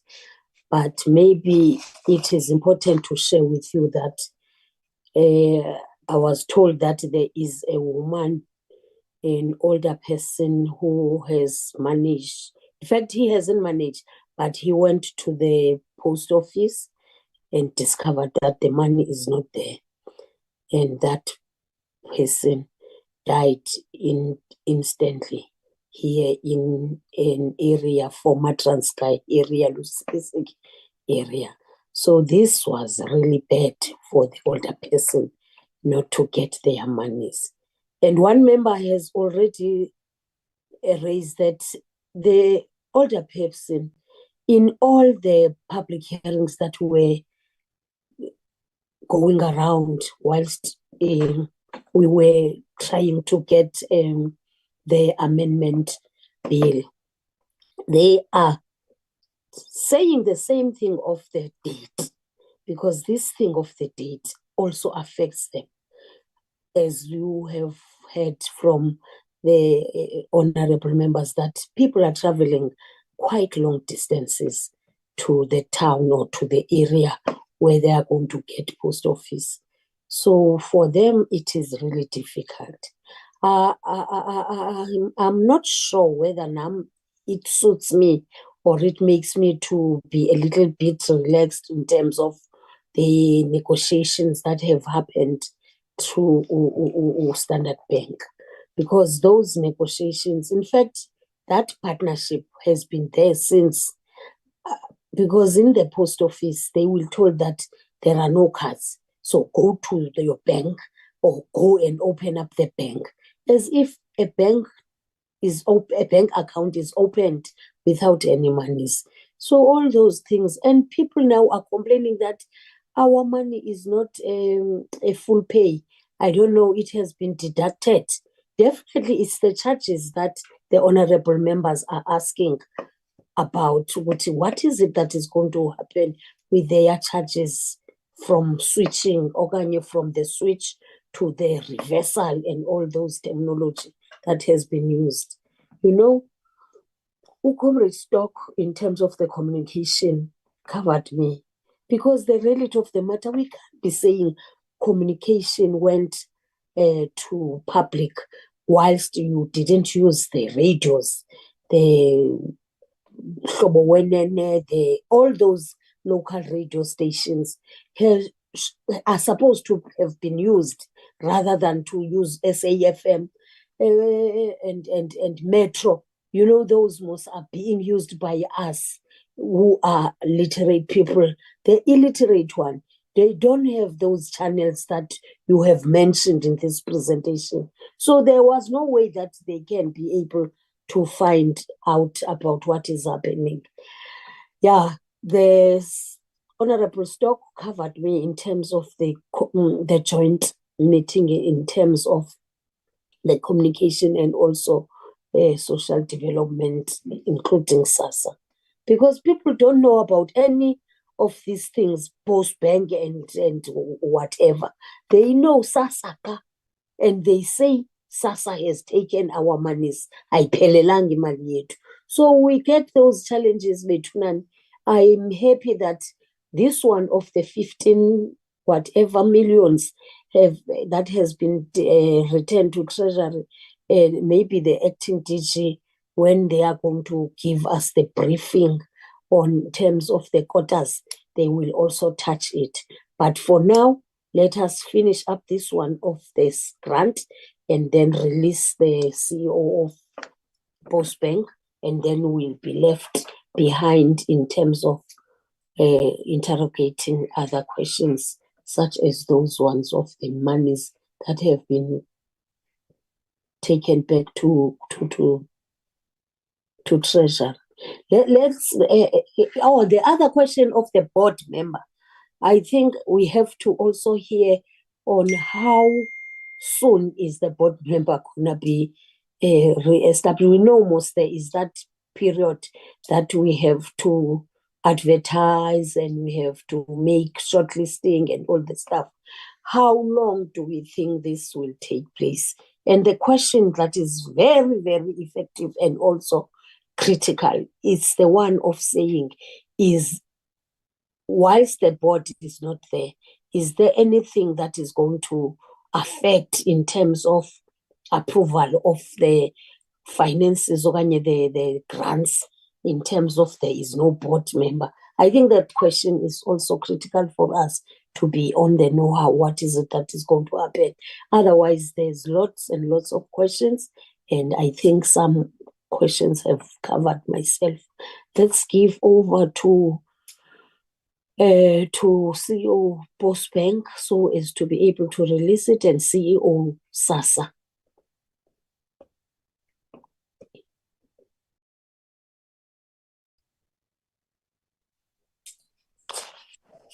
Nikki, please come in. Thank you, Chair. I just thank you, Chair, and thank you for the questions from the portfolio. I do think every one of them is quite relevant. So I'm going to try and run through them. There's quite a few, but I'm really going to try and be fast and yet provide proper feedback. I just wanted to please clarify the Standard Bank. We are not at all giving business to Standard Bank. We are not at all creating a new partnership with Standard Bank. Currently, SAB, because of the variation notice, has appointed SAB, not us, because that's not a right we have. SAB has appointed Standard Bank as a sponsor that we must rely on when we need help. In any manner. It specifies what kind of help that we allowed to reach out, which falls within the regulatory framework, and ensure compliance and ensure that it doesn't violate any of those compliance requirements. One of those that's allowed within the SAB and the Payment Association compliance rules is that we can reach out to Standard Bank when we need resources. So what I was referring to was that we have reached out to Standard Bank to ask for resources where we know that we have vacant roles. So we're not even doubling up on cost. We reached out for Standard Bank to help us with those critical roles where we know that we need help, which relates to IT roles in particular in this case. And the roles are no more than even 10 people. In fact, I don't even think there's 7 of them. And also those people are not going to be here forever. We just requested that between now and the next payment run, they must just help us to ensure that everything that we put in place to correct the item or the issue that we experienced on the 5th is working well. This is just for us to add capacity, but also to just ensure that we have more technical capabilities with us in the business. That's the one thing on Standard Bank. So at no point are we skipping a supply chain management issue. At no point are we doing preferential relationship with Standard Bank. We are being guided by a regulatory framework of how we can engage Standard Bank. The only thing that I added was to say we are now engaging even SAP to understand what kind of other help this letter is referring to. For instance, if we needed technical help, does this letter allow that? So we are not moving ahead with anything with Standard Bank without working within the context of SAP. I just wanted to make that clear. That's the one thing. Secondly, I think sometimes, and I know that this happened, that there might be sometimes confusion between post office and post bank. We are separate entities. So because I did hear that some questions around the financials within the Post Bank. Post Bank is financially viable. We've just it is the post office that is going through a rescue process, but Post Bank is financially viable. And then just talking about the board matter. Yes, we don't have a board, but we do have an administrator who assumes the role of the board. So if there is any decision that we have to make, he has to sign and make that decision. But I do have to put that in context that there isn't anything operationally that we can't do, because it is the business that runs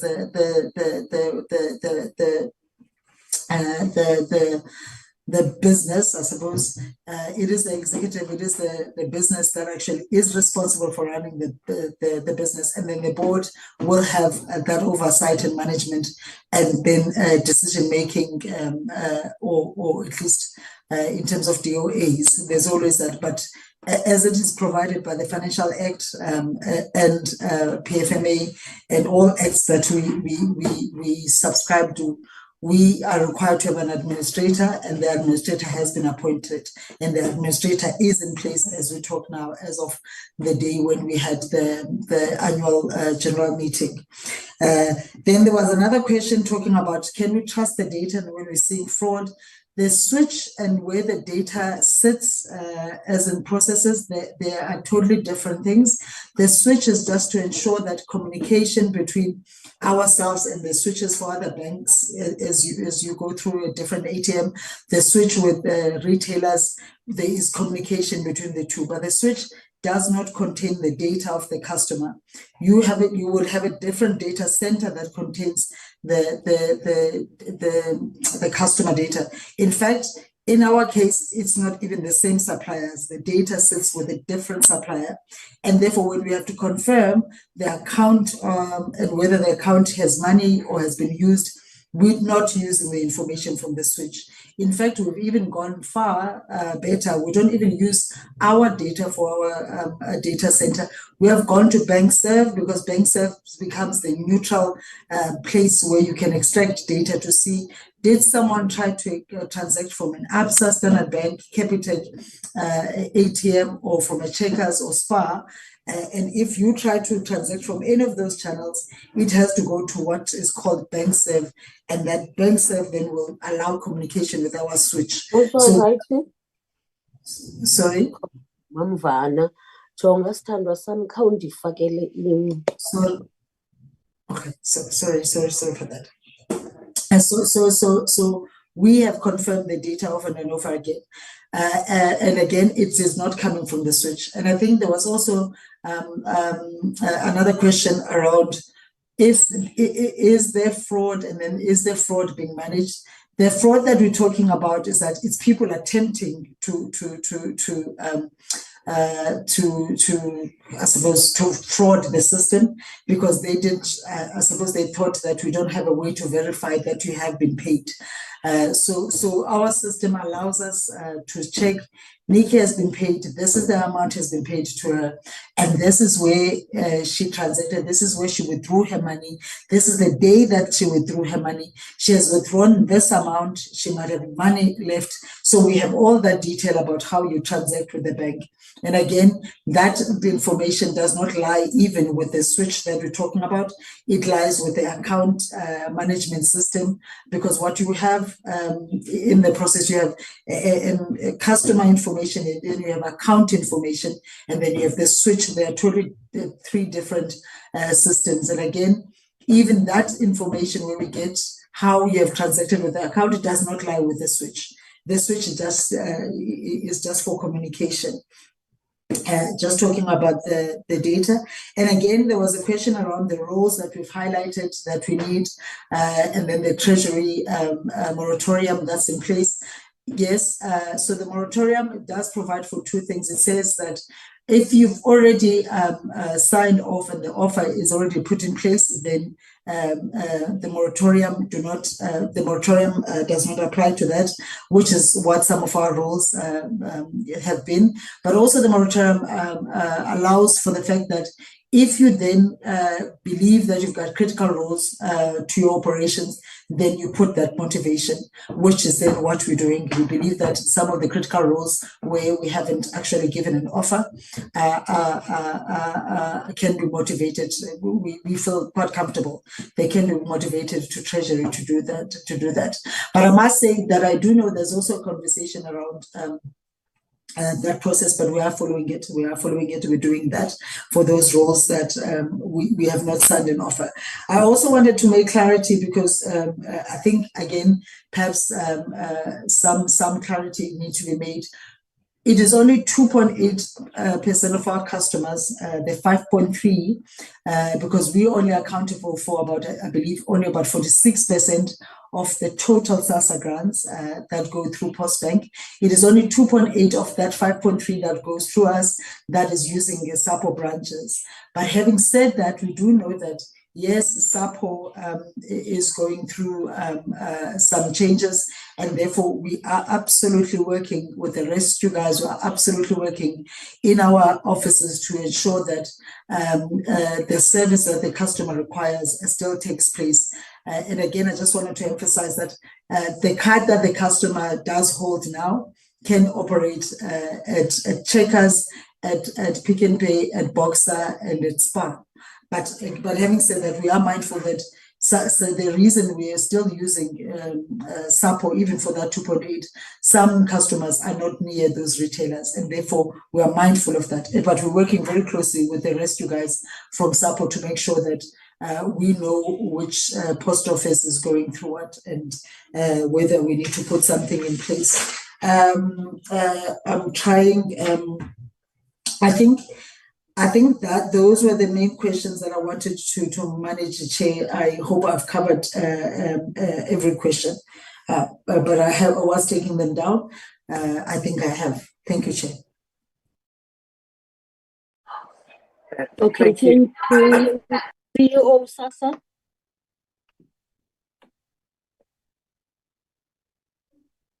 CEO SASSA. Yes, ma'am. Apologies, I was still trying to click. Chair, I just want to clarify. I think it's important for us to clarify two of the questions that were asked. The one relates to the issue of the change of dates and the impact on the national payment system, which Brenton will clarify. I thought it was important to respond to the issue of communication, but first and foremost, I wanted to apologize to the continued inconvenience to those clients that continue to be affected, but also to send deep condolences to the client that is said to have passed on. It would be appreciated Ma'am, if we can get the details so that we can work with the province and see what support they can actually be given between the department and social development on the basis of what each department, each area is responsible for. My deepest condolences. Chair, on the issue of communication, we definitely do agree that, and Portfolio Committee has raised the issue in the past that we should do better on the side of communication. We're working much closer with post bank rather, so that we can ensure that we can use more of the community radio stations. Fortunately, they are in a better space because most of the radio stations, in any case, have some kind of relationships with the Department of Communication. So it will be much easier for us to do that. And we're going to be working on a joint plan and a collective plan to include both also a DSD in terms of us ensuring that we get to the communities. We have to be intentional and continually communicate, especially now that we're going to go towards December, so that customers know what it is that they need to do. I'll hand over to Branton on the issue of payment rate. Good morning, Honourable Chairperson, Honourable Members. I think it was two Honourable Members that requested just a bit of the background in terms of why the payment dates were, or why we staggered the payment dates. So in the past, we used to pay social grants either at cash pay points. They also used to be staggered across the month, and largely then paid towards the end of the month. We then moved that up to the beginning of the month, but we had a request then also from the cash industry to pay the grants on a staggered basis, not all the grants on the same day. And the reason for that is because of the volumes of people that we pay and the pure volume of cash that needs to be made available within the payment systems would cause the payment systems basically to collapse. So in essence, when people start rocking up at merchants, at ATMs, they would run out of cash. So while we've got a very robust national payment system in the country, it can't necessarily accommodate everyone getting paid on the same day, especially, for example, so even with the private sector, you'll see that most companies would split their paydays between the 26th and the end of the month. Government salaries get paid mostly on the 15th to try and not put government payments for government at the same time as for the private sector. And similarly, we also then sort of stagger our payments not to start on a Monday, so that the people that stock the ATMs can go out on Monday, stock the ATMs, make sure that cash is in all the different retailers. Tuesday, we do the bulk payments for the old age grant, and then the disability grant, which is a smaller grant, is made on a Wednesday, which again allows the cash industry to stock up the ATMs, which prepares for the big payment, which is then the CSG on Thursday. So essentially, we try to keep that schedule. We have a fixed schedule that we've publicized at the beginning of the year. We try to stick to that as consistently as possible. So everybody knows that the old age grant will be paid on the first Tuesday of the month. The disability grant will be paid on the first Wednesday of the month. The CSG will be paid on the first Thursday of the month. And then the SRD payments, which is the new grant, this COVID SRD, we then stagger over the last 5 days of the month. Just again, because of the sheer volume of that, we can't put that together with the other grant payments. So that is more or less the reason. And it would be difficult to just go back and pay everybody on one day, because it would be huge disruption just in terms of the availability of cash in the system. We are, and this is just preliminary, we are having discussions with the industry though to see if there are ways that we can make the money available not for cash outs but for transacting, because we also want to begin to move our clients away from cashing out their grant, but to have confidence in the banking system, keeping the money in their bank accounts and using their bank accounts like most of us use our bank accounts. Then we just use the cards to purchase and swipe And so we are having those kinds of discussions to say, well, let's keep the cash out functionality maybe still staggered as is, but we make the money available for purchasing with the card from the first day of the month. But again, that will require quite a lot of technical work, but we might be able to come up with something like that in the future as a way to encourage not cashing out, making the money available sooner, and then allowing cash outs at a later point in the month. Thanks, Honourable Chair.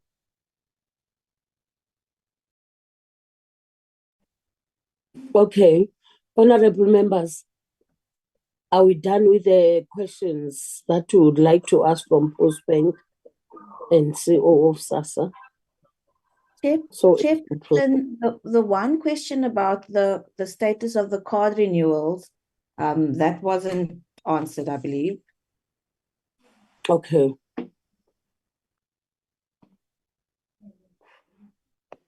CEO of SASSA? Chair, what I can indicate to the honourable members is that we've been working together with Postbank together. Chair? The DG is coming in on that, Chair. Will you please continue finishing what you were saying, CEO? The chance is yours for now. Thank you very much, Chair. We, as the committee may be aware, the process of the issue of the extension was as agreed with all the other stakeholders consulted with the Reserve Bank. The Postbank has done a plan which they are engaging together with the Reserve Bank and all the other stakeholders. We've looked at the plan and we are engaging on the plan to look at what are the other things that can be done differently for us to make sure that the variation notice doesn't expire in December. But it's a consultative process, Chair.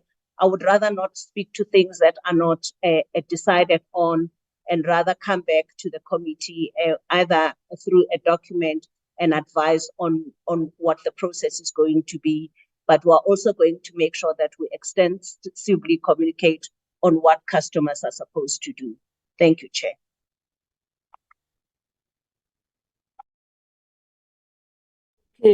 Okay. Acting DG, summarize. Chair, through you, Chair. Member Hlongo's hand is up. I don't know it's a legacy hand or she wants to say something before DG. Acting DG. Honourable Mhlongo? Chair, Asiko Stala, just to follow up, I heard one of the members. Sure. Yes, sorry, Chair. I heard one of the members asked about issues of electricities and what in these post offices, and it was not clearly answered. What is Postbank doing in terms of load shedding, generators, toilets, and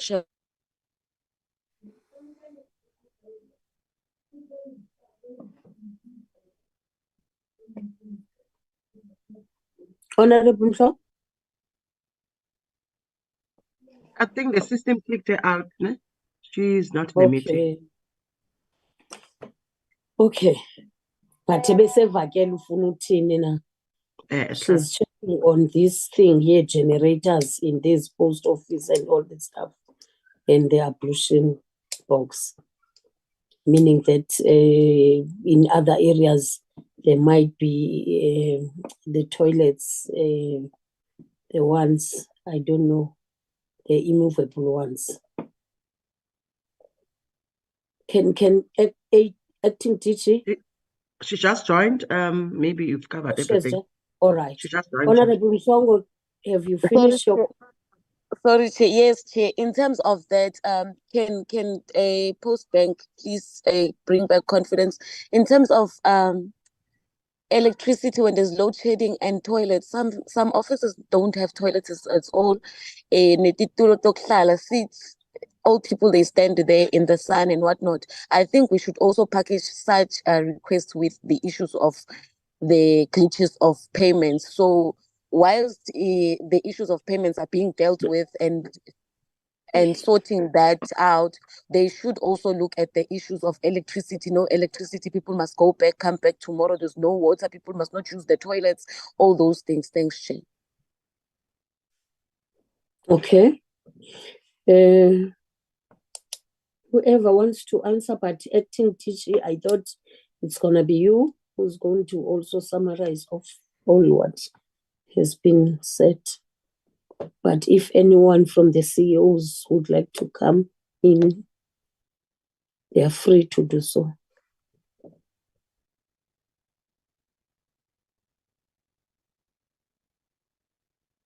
No, thank you very much,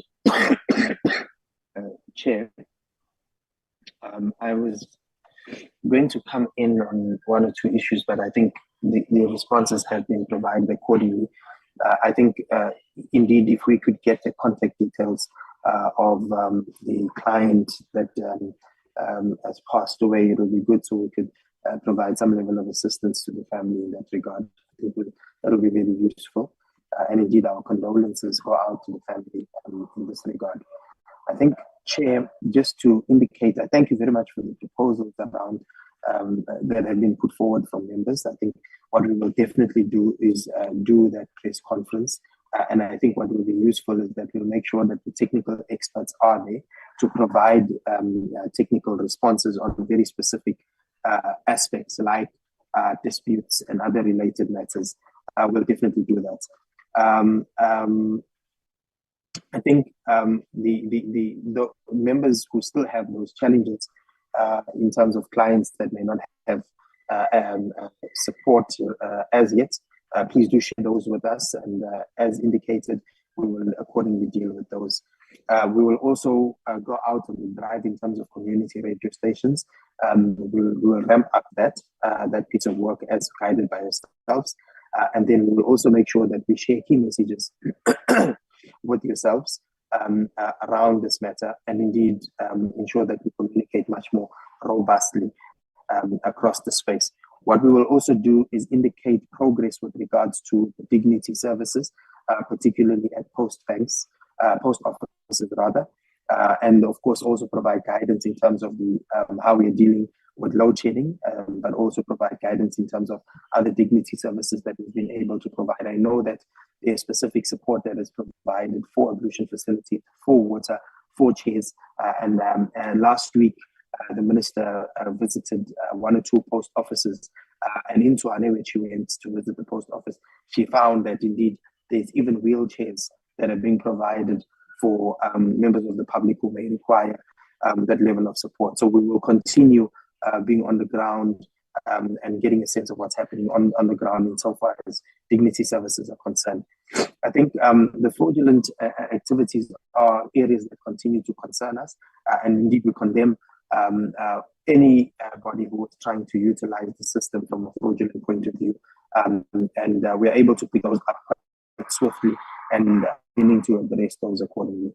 I think, Chair, as you indicated, we will be able to engage on the issues around the card matter at the next portfolio committee meeting, which is at the joint meeting that will be called, so that we're able to take you into confidence around where that is moving. I want to just also indicate that we could be able to also bring you and perhaps have that joint meeting to also take you into confidence around the October payment cycle, so that members are taken into confidence around the plans for that cycle, and that we don't have any challenges as we experienced in the September cycle. I think we'd be happy to do that jointly. I want to just also indicate to honorable members that, especially I think one of the members indicated that we don't take the committee seriously by not providing the presentations.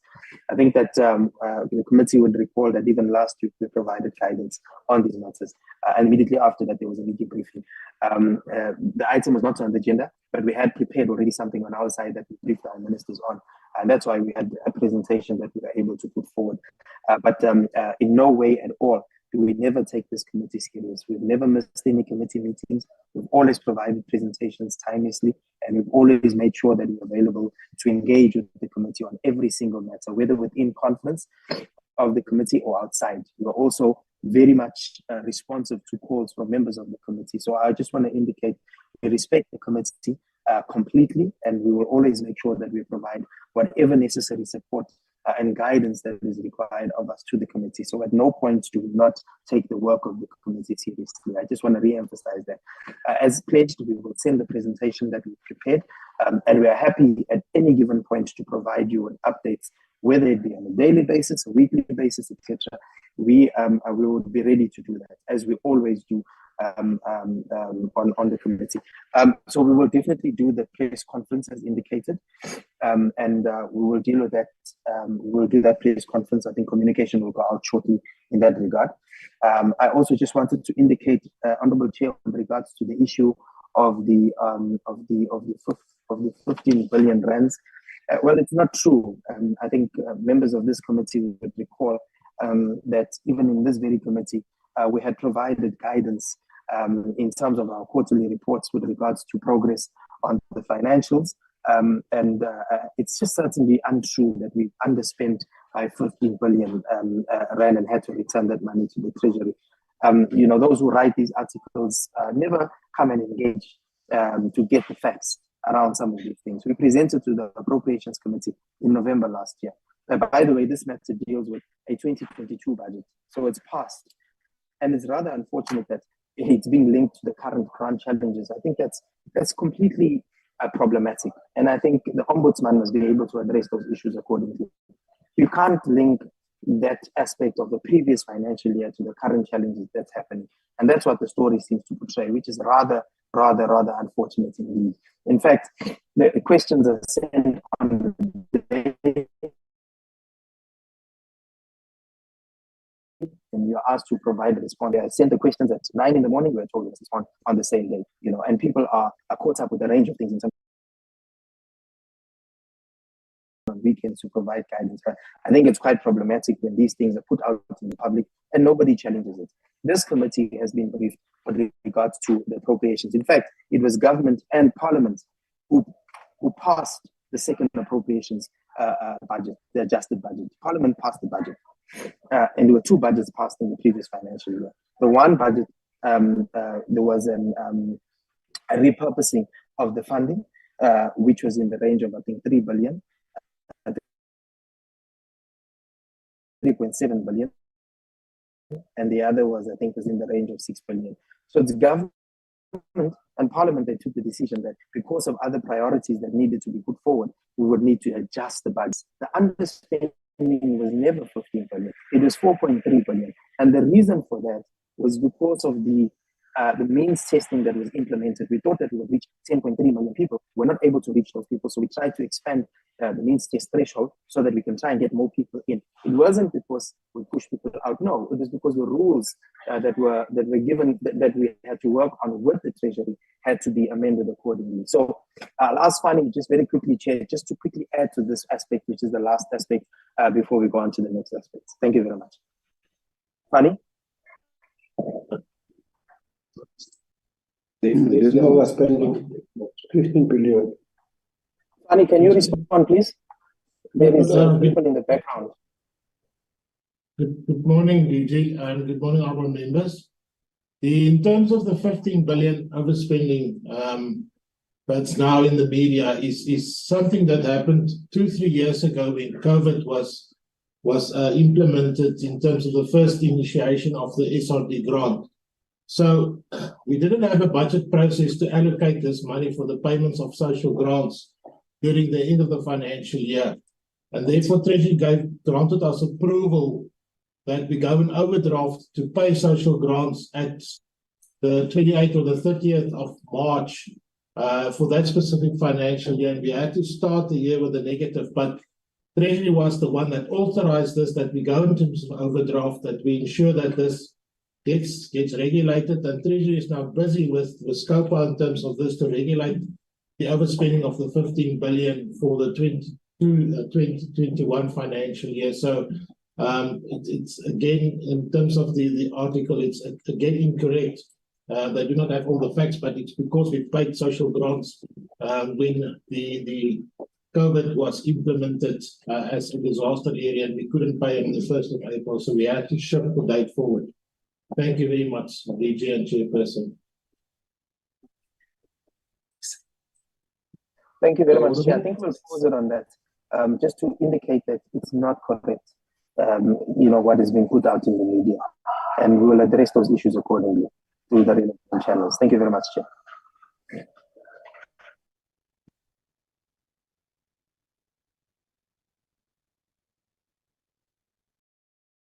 Hello, are you done? Yes, we are done now, Chair. Okay.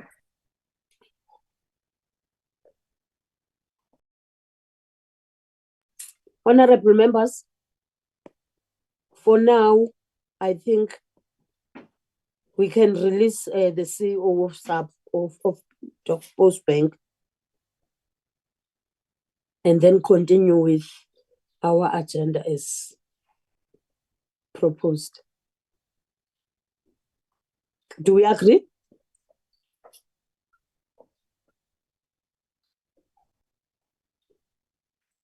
Hello, am I audible, honorable members? Agreed, Chair. We can hear you. Okay. CEO of the Post Bank, you are excused.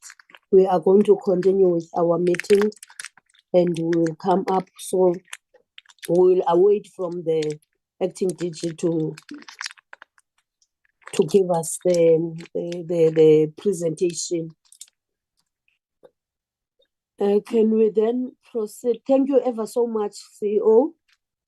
We hope all the best will happen as our wishes. Thank you ever so much. You are released.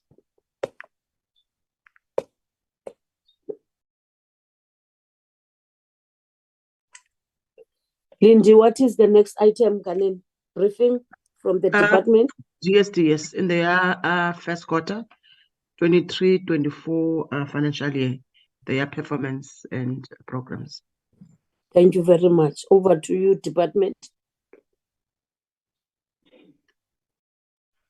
Thanks, Chair. I think if you could put the presentation on the screen, we are presenting the quarter one presentation of the 23-24 financial year, which takes us from April 1 to June 2023.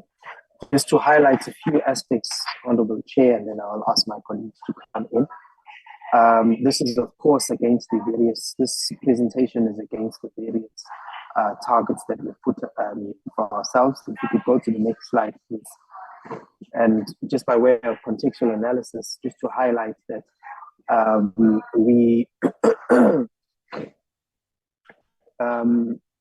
this is an account of the work of the targets that we had put forward in the first quarter of the current financial year. And again, this is the quarter in which we are consolidating the work of the sixth administration, as you would be aware, and essentially closing the service delivery gaps or challenges that may have occurred or that we are aware of within the context of our work. I think I must indicate that this is also forms part of the broader medium-term strategic framework targets in terms of the NTSF, which include the government's 7 priorities. And of course, as a department, we champion and continue to lead priority 4. In the list of priorities, we have actually done a significant piece of work and are leading in terms of achieving the targets of government's medium-term strategic framework, notwithstanding some of the minor challenges that we have, which we continue to work on. We have achieved 84% of the targets that are set before us, which means that 16% were not achieved. And of course, that translates to about 8 targets in particular. And I'll talk a little bit later about that. And I think that just to highlight that the 84%, if you look year on year, in the past 3 years is the highest that we've achieved. We've been essentially around the 80s in the past 3 years, whereas previously we've been very low beyond that. So you could see that the interventions that we are making some change in terms of the work that we're putting forward. Of course, You can move to the next slide. We're also implementing the specific areas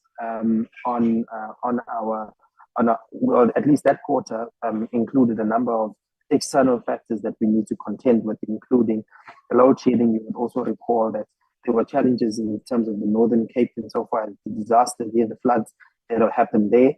Then we had to intervene even within that context. But also, we continue to have very strong economic growth, and therefore we saw a significant amount of people joining in on the SASSA queue. So some aspects of poverty there we had to address it, but of course our anti-poverty programs continued earnestly to ensure that we're able to provide the relevant support to recipients across the republic, working of course with our provincial departments. I must just also indicate that in that quarter, you would recall, honorable members, that you continued with the work that you are doing in terms of the public hearings around older persons amendment bill. I think even in that quarter, you traveled to Canada to go and learn some experiences from Canada, and of course, bring some of those. The department will also form part of that visit and had some people attending, and some of those learnings are learnings that we are even beginning to implement, or at least the proposals that are being put forward for implementation forward. And of course, we've done a number of other public hearings in a number of provinces. I won't go into detail, but we also continued the public hearings on the policy on social development services to persons with disability to solicit public comments. In addition, if you could go to the next slide. So those 8 targets, as I indicated, are spread out in the way in which they are put there, with program 4 having 4 targets and the other programs having 1 target each that have not been met. I must just indicate that most of these targets have now been met if you look at the strict rules around ensuring that they're met within that particular quarter, and we'll give the reasons as to why. But essentially, most of them have been met. So if you have to look realistically, it's actually beyond 84%. And of course, what is important is that this must not just translate to good percentages, but it must translate into the impact and the shift that we have on the ground in terms of shifting the lives of people on the ground. You can go to the next slide. This essentially just is a repetition of the targets that we put forward in terms of the template. What I'm going to do is change a bit of the approach. I want Khumbula to come in to talk about the targets that are not met within the context of human capital management, and then Fanny will come in on social assistance, then Brenda will come in on the comprehensive social security matters. So Khumbula, you can come in now on the 1 target and so far as social employment of social professions is concerned. Thank you very much, DG. Good morning, Chairperson and honorable members. The target relates to the employment of social service, the employment of social service professionals and the draft strategy for the employment of social service professionals.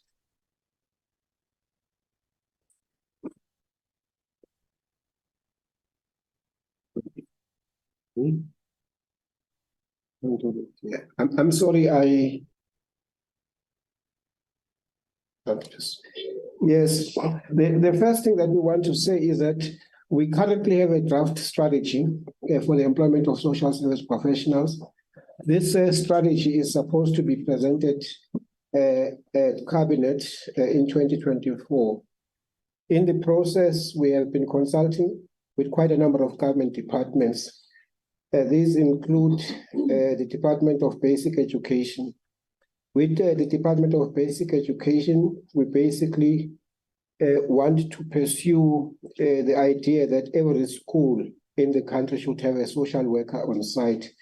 And the reasons are obvious. One of them, of course, is bullying at schools and quite a number of the social ills that are experienced at schools. We have also consulted with the private sector, mainly BUSA, because we want ultimately to ensure that it is not just government and government departments that are responsible for the employment of social service professionals and in the main social workers, but that the private sector takes the same responsibility. And this derives from a principle that the social ills that are pervasive in society are also experienced by the employers, both government and the private sector. So in our engagement with BUSA, we've agreed that we should approach each private institution in order to deal with this issue. They are quite receptive to the idea. The third thing that we want to do, of course, is to go to NEDLAC in order to consult the NEDLAC parties, basically government, community parties, the private sector, as well as organized labor. Now, of course, part of what we need to do is to get funding for the strategy. And because there's a lot of money that is required here, around 9 billion rands, we've had to approach National Treasury via the cluster. And in the cluster, we were advised that we should actually revise certain elements of the strategy, which we've done. And this document is currently before National Treasury, but they are actually looking at it. It is not clear whether or not we will get funding for it at this stage. Of course, the problem is compounded by the latest developments around the fiscus, which is quite limiting our scope. But this notwithstanding, we believe that our story or our message is quite strong, formidable, and therefore we will get support, even if it's not necessarily funding for the entire number of social workers or social service professionals that we want. So that is basically where we are. So in the main, the challenge, the major challenge is actually funding. There's no commitment to fund this process, but those engagements are currently underway. I want to leave it at that. If I've left anything, I can come back later. Thank you very much. Fanny, followed by Brenda.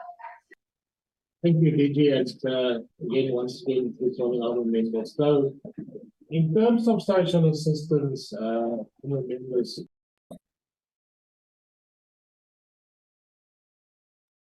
transfer to SASSA and not looking at the number of beneficiaries that we're achieving or that's currently on the system now. When the target was crafted in the beginning, the amount that you see, the 63.25 billion, is actually the initial amount that was approved as part of the allocation for Q1. Now, when the final amount or the final allocation letter came from Treasury, we had to readjust. It was a small margin, and therefore we only transferred 63 billion flat. We started with the payment of beneficiaries now. Now, the way that the MME thinks is that 2.5 is a non-compliant in terms of deviation, but we've actually transferred the 63 billion to SASSA in Q1. With that, they've paid all the beneficiaries as for Q1 for social grants in terms of this. So the very last statement says all eligible grant beneficiaries were paid for Q1. I think when we require the number of beneficiaries paid, we can always give you this, but we are looking at recrafting the APP for the next financial year, that we do not talk about numbers, but rather talk about beneficiaries that we reach in terms of this. Thank you, Chairperson. Thanks, Brenda. Good morning, DG and Honorable Chair. DG, Brenda was indicating that she might be having a connectivity issue as she was in transit, but I'm happy to proceed to give the input in terms of the bullet on the screen in terms of social security. So this target refers to the policy work that is being done in terms of coverage to typical informal sector workers insofar as it contains retirement, death and disability benefits, looking into the issue of contributory social security provisions. So we could not process this back to the social cluster DGs because we still needed to have engagements with the Department of Employment and Labor and the National Treasury. So I can report that we have managed to have those engagements, and some technical work being done in terms of the institutional framework and the financial implications. So that is the progress that we have to date.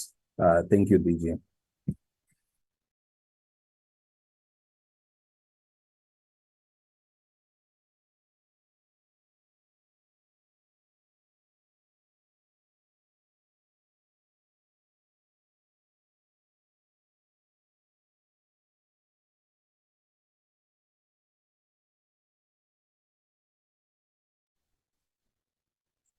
Chair is silence. All right. Good morning, Chairperson and members, honorable members. I'm going to talk to two targets that relates to welfare services. The first one is under professional social services and older persons, which is about the national strategy on aging. Our target was to ensure that we consult on the strategy in 4 provinces. And I must admit, Chairperson, that we did not reach our target because we underestimated, the processes that needs to be undertaken prior to the consultation, but also to indicate that we have made progress in this regard, and we will try to ensure that we meet the target in the second quarter. The second one is under social crime prevention and anti-substance abuse. We were supposed to ensure that we submit the draft prevention of and treatment for substance abuse disorders policy to Cabinet for gazetting, and we did not achieve that. The reason for us not achieving that, this is a very complex policy, and it has got cross-cutting issues that involve other government departments. Although we did broad consultations with all the stakeholders, but also we had a one-to-one, bilaterals with those departments that are directly impacted by the policy. And although we had already started the discussions when we're presenting this policy to the social SPCHD cluster, we had minor issues with National Treasury, and we were forced to go back and engage in bilaterals with National Treasury before we can even submit it to Cabinet. But I'm happy to say that we managed to agree with National Treasury on those issues that we had we did not agree in the past, and we have been able to present this policy to Cabinet for gazetting in this second quarter. We have done so. Thank you very much, Chairperson. Good morning, Chair and members of the Portfolio Committee. Mr. Nechipare, responsible for Program 5. There was one target that we could not achieve, but I think the challenges were the internal issues that we could not process it in time. That was the evaluation. We have been implementing the Poverty Alleviation Sustainable Livelihood programs for a long period of time. So our intention is to evaluate whether these programs are we getting the value for money in terms of what we are doing, so that we can develop new strategies for that. We could not finalize the processes, but we have already developed a project plan to expedite the process so that we are able to cover. Now it requires us to cover first and second quarter and the second quarter. Thank you very much. Honorable Chair and members, Mr. Chabani, I want to clarify on the last 2 targets relating to services to persons with disabilities. On the work that you are doing in partnership with the Japanese International Cooperation Agents, is for the department to develop provide support to independent living within communities, so that the persons with disability don't have to be moved to particular institutions, but those that choose to stay within their establishment, their homes, they are able to be supported. And one of the things that we wanted to do, our plans, is to start by mapping some of those existing people. And so there's been some delays in terms of finalizing the appointment of an expert that will assist us with the mapping of all the areas that has these individuals that want to have independent living. And there's been some progress that we are making in that regard. Make sure that at least by the current quarter, which we are in, that work is being undertaken without compromising the implementation of other areas and undertaking of that mapping exercise. The second part, you recall that by end of the financial year, the previous one, we were able to finalize the policy on the social development services for persons with disabilities. And this wanted now to start doing the public hearings in 4 provinces. And for us to undertake that, it requires a lot of engagement with the public and for us to get appropriate venues. And for example, in a place like in the Eastern Cape, when we went to inspect the venue, it was not going to be accessible for persons with disabilities. So we had to change and look for a suitable venue. And we want to start looking at using the public spaces. But once we get some of those public community halls, the challenge is that we end up having to invest more in terms of making sure that they are accessible, making sure that we've got enough equipment for those that have got different impairments. And of course, we must cater and make sure that it's accessible and is inclusive of all persons with disabilities, irrespective of their disability. So that's when then brings us to the end of these 8 areas that the acting DG indicated in the previous slide, that these were the only 8 targets that we could not meet. As the colleagues have indicated, there is progress, and I'll hand over then to the ADG in terms of how then we move with the rest of the presentation. Thanks. I think thanks. Let's allow everybody in terms of the order of the presentation to start. So you go to the next slide, and the relevant colleagues will speak to the specific areas they know who they are. So let's go to the next slide, and then we can take it from there. Just be as swift as possible, colleagues. Next slide.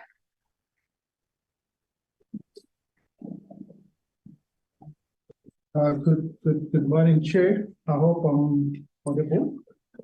Just to touch on the entity oversight, we just in the first quarter have been focusing on the implementation of the entity governance framework, and we kind of spent time this time around with the Central Drug Authority. We had a 2-day workshop with the governance committee to assist them with their plans relating to their provincial substance abuse forums. And we also spent some time with the Council for Social Service Professionals to deal with the issues of reclassification of the Council, which is currently underway. What we're beginning to pick the Chair in terms of the CDA is that our spend in terms of time with them has sort of clarified the roles that PSAPs play within the CDA structure, and begins to contribute towards a positive collaboration between provincial substance abuse forums and departments at provincial level. And that sort of begins to add in terms of implementing the program on the ground. On the stakeholder management side of things, we had a stakeholder engagement session in the margins of the NCOP when the minister was delivering the budget votes. And that was on the 6th of June, where we've interacted with a number of stakeholders, including the banking sector, retailers, and other corporate stakeholders there. This was a facilitated discussion that we had with the people engaging on the minister's speech. What we're beginning to see is that this begins to improve the responsiveness and our relations with stakeholders. They're coming on board to work with us. I think the DG has indicated that as we enter into the planning phase right now, we've invited them to also collaborate or create some of the solutions with us. Thank you. On the M&E, there's been just 2 targets that have been met. One, last year we last reported, and in the previous years, in terms of development of an M&E system, an electronic one, and it has been successfully piloted, and it has been an overwhelming response because this M&E system, because our services as DSD are not only provided by ourselves from province to district, but if you look at, for example, welfare services are also provided by the NPOs. And so whenever we go to provinces and pilot the system, we make sure that there's participation not only of districts or the service points, but also of those NPO that provides.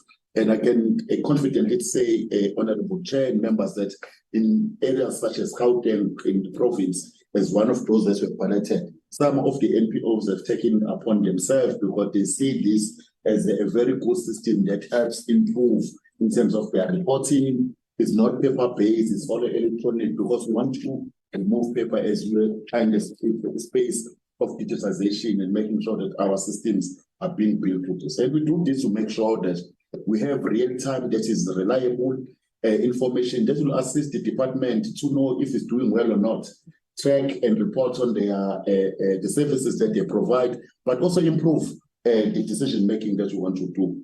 We have also been successful in terms of development of a welfare, a social welfare or a social development index, which then will assist us as department to be able to have one composite measure that will begin to show if as a department we are doing well or not in all the services that you can provide. And what will be that composite measure? If then we agree that it should be issues of poverty, and that begins to tell our story, that there exists a social development that is making a difference in terms of improving the quality of lives. This is the work that you are doing, and we have quite a lot of options that we are exploring in terms of, if then we have to have this measure, do we want to take an issue such as poverty, or do we want to look at each target group? Do you want to say, if DSD is doing, this is what you want to see in terms of children, this is what you want to see in terms of youth, of women, of persons with diabetes? So we are in that space right now, but this work could be finalized.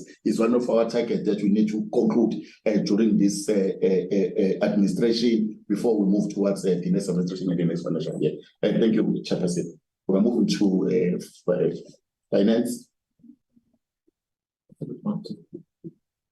Thank you, Tabani.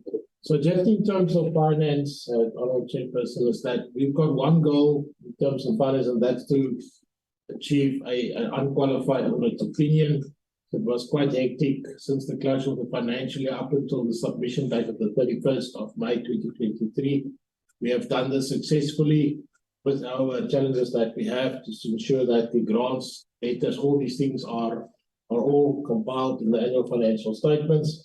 We had no deviation. We're also working on ensuring that we reduce the irregular fruitless and wasteful expenditure, and we can also give you some information in terms of that. There's some heads up, although we were only reported on Q2, but the department has received a clean audit for the 22-23 financial year, and also our audit finance has came drastically down in terms of this. Thank you very much, Chairperson. Thank you very much, Chairperson. It's Kumbula again. Please move the slide. On the information system space, we want to implement NISPIS, which is a National Integrated Social Protection Information System.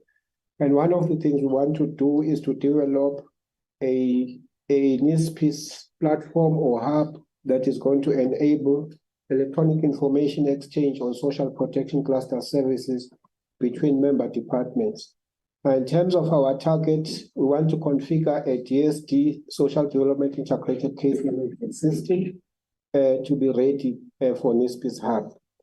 Secondly, we also want to integrate our systems with the Department of Home Affairs on personal identification protection. Now, in terms of the specific achievements here, firstly, DSD has integrated case management system successfully, and this has been configured and is ready for NISPIS. We've also successfully integrated our systems with the Department of Home Affairs on personal identification protection system. In other words, specifically on this area, you can now we can identify the person using the ID, tell a story about the person, the profile of the person in relation to the beneficiary for some of our services on grants, etc., etc. And that's really the idea. Over and above that, we've also integrated with the compensation fund data. We've also integrated our systems with human settlements. We've also integrated with SASSA. So those are the real achievements that we've made, and we are continuing to integrate with other government departments. So we've by far surpassed this target, and we are ahead in the sense that quite a number of systems are being integrated, and as we will report in a later at a later date. Thank you very much. Okay. Oh, I must deal with legal now. Oh, okay. May I now deal with the legal services? The target was to submit the draft SASSA amendment bill to Cabinet for approval to introduce the bill to Parliament. Now, that was an annual target. In terms of our quarter target, we need to submit the bill to the Office of the State Chief Law Advisor for a preliminary opinion. In terms of the achievement here, the bill has been submitted to the Office of the State Law Advisor for preliminary certification, but we've not yet received a response pending some of the comments. So there's been some toing and froing on this part, which is normal in this instance, because you send the bill, they comment, and then you must also infuse their comment into your document. So that is basically what has been happening. But this process is currently underway. The second one relates to the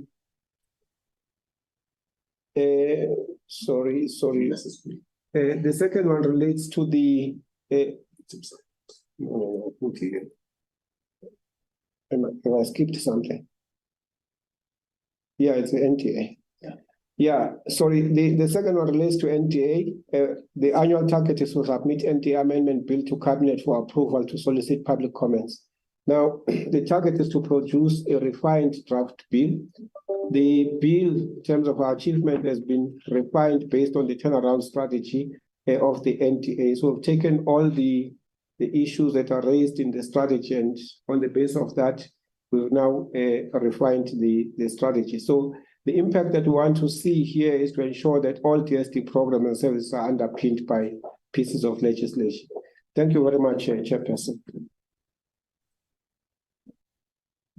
Members, I think the programs for social assistance is what the acting CFO had already covered earlier on in terms of these discrepancies that happens when we make these transfers. Because these are estimated figures, so discrepancies in terms of figures is what is already upon made, but actually here it's just an actual breakdown in terms of each month, how much was paid in this quarter.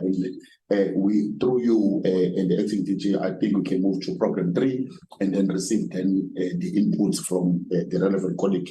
And Mr. Anthony Makuramita is here as he's been responding earlier on. Thank you. Chairperson, it's going to be Brenda Sibeko instead of Anthony Makuramiti. Sorry, I've been able to sort out my computer issues. Okay. Let me begin by greeting all the portfolio committee members, honorable members. Good morning, and good morning also to my colleagues and to the CEOs of the institutions that are in the meeting. This one, we have several policies that we've been working on. You'll remember, Chairperson, that last financial year, on various of these policies, we did consultations, extensive consultations on all of them. We developed draft policies and we did a lot of consultations. So in this current one, we've now been working on incorporating all the stakeholder inputs that we received and then consolidating them into to the policies to refine all of the different policies. This relates to the policy of on integrating children's grant benefits with government services. And also the policy on income support, which is the one that has been very popular in the media this current year. We did all the consultations on all of these ones, and we're now updating them and refining them so that they can then go to the next step of the policy making processes. If the presentation can go to the next slide, please.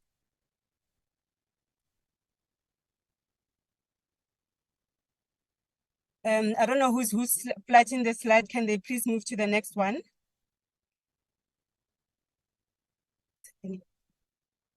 Okay, please go back one slide. You went too far. Okay. So the other work that we were doing is with regards to the Social Security Bill and the one at the bottom there, which is the draft white paper on comprehensive social security. I can just explain that these two things are interrelated. They relate to the comprehensive social security reform agenda that we've been working on for many years. You will recall that at some stage we published a green paper on comprehensive social security, and then we were meant to, once the green paper has been consulted upon, then use the inputs to develop a white paper, which would then lead to the development of the social security bill. However, due to some difficulties we have had with getting a lot of the input that we needed primarily from various stakeholders on the green paper, we have not been able to attend these two things. We did, though, in preparation for the white paper, begin to have consultations with some of the government stakeholders that had in the previous financial year not really given us the input that we had requested from them. So we are starting to make progress on this one. Now we've got some of the preliminary inputs, which we are working into the document that we are hoping to still be able to publish in this current financial year, and then work on the draft white paper. So the social security bill is really unlikely to be accomplished in the current financial year, just because we still need to first do the white paper on comprehensive social security reform. Now, with regards to the policy on voluntary cover for retirement and risk benefits, this one we've progressed quite far with it. But however, now we are also having to get the government processes in terms of approval for the SAYA certificate. This is the socio-economic impact analysis report that you must receive based on that comes from the Department of Monitoring and Evaluation. Once we receive the second one, we will then be able to proceed with this policy, but it's quite far ahead and it makes very significant proposals for ensuring that people who are working in informal sector and atypical work type areas and do not have regular incomes are also able to participate in the social security system. So we can then move to the next one.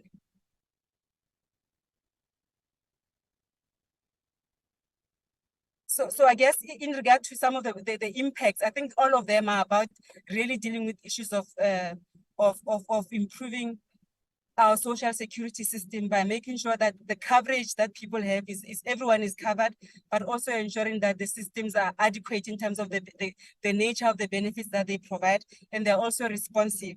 And one of the things that you want to also do is to address the institutional issues, which also have an impact on the extent of effectiveness of the systems that are put in place. So all of this work is around really making sure that we create a social security system that is affordable and inclusive. But we are also working on the policy on linking children grants. This one is an institutional one primarily, making sure that all of the different benefits that are offered by government, from the child support grants to the foster child grant, the care dependency grants, all of them, those children who are receiving those benefits are also able to access other types of services, so that we make sure that our investment in children is comprehensive and is accessed by all of the children. The maternal policy is a similar type of approach of linking government systems to make sure that women who are pregnant and expecting children are also getting all the different types of support from the different parts of government.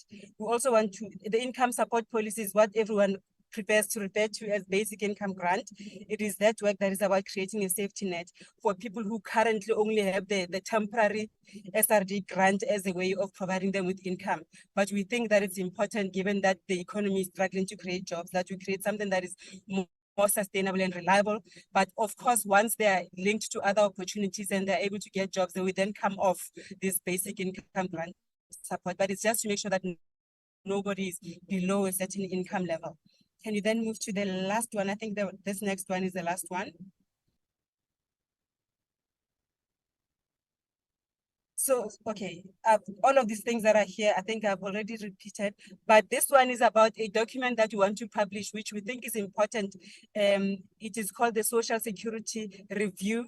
We have done several, we've done one already, and this is the second one that we want to do. This one is more about popularizing and making sure that people understand the social security system in the country, and are able also to influence the policy in this regard.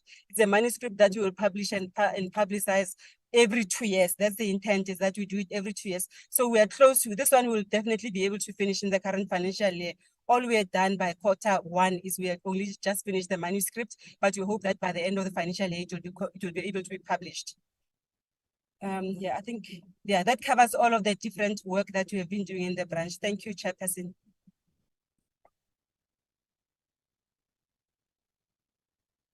I'm going to present welfare services policy development and implementation, which has got 6 sub-programs. Legislation and Families, Children's Services, ORC, which is Office on the Rights of a Child, HIV and AIDS, Professional Social Services and Older Persons, Social Crime Prevention and Anti-Substance Abuse. These are the programs that I'm going to focus on. Now, starting with children's legislation and families, I'm going to focus more on a family. I'm not going to go through all the targets because there are quite a number of them, but I'm going to focus on the family because we believe that strengthening of families will be able, to assist in reducing all the social ills that, that we are faced up with, within the country, because family is a primary unit for socialization of its members, but also for protection of its members. And it's supposed to instill values and norms, to its members, which will translate into the societal norms and values. Now, in this regard, I must indicate upfront that there are 2 important targets that I want to talk to. The one is not here because it has to be implemented in the second quarter, although we have done some work, hence I'm trying to also talk to it, which is basically a policy framework, that guides, the provision of services to families. A white paper on families, which we have already presented it to the social cluster, and it needs to be taken to cabinet. We'll be taking it to cabinet in the third quarter. So that is a very important piece of policy, that will assist us in ensuring that when we talk about issues of resilience of families, building resilience of families, but also ensuring that, the societal norms and values are being instilled, within a family, is a very critical document. The second one, which is very critical, is about, the programs that we need to implement to ensure that we empower families. And one of the critical programs, members, I think I'm in slide 27. One of the critical programs, it's about, the parenting, the teen parenting program.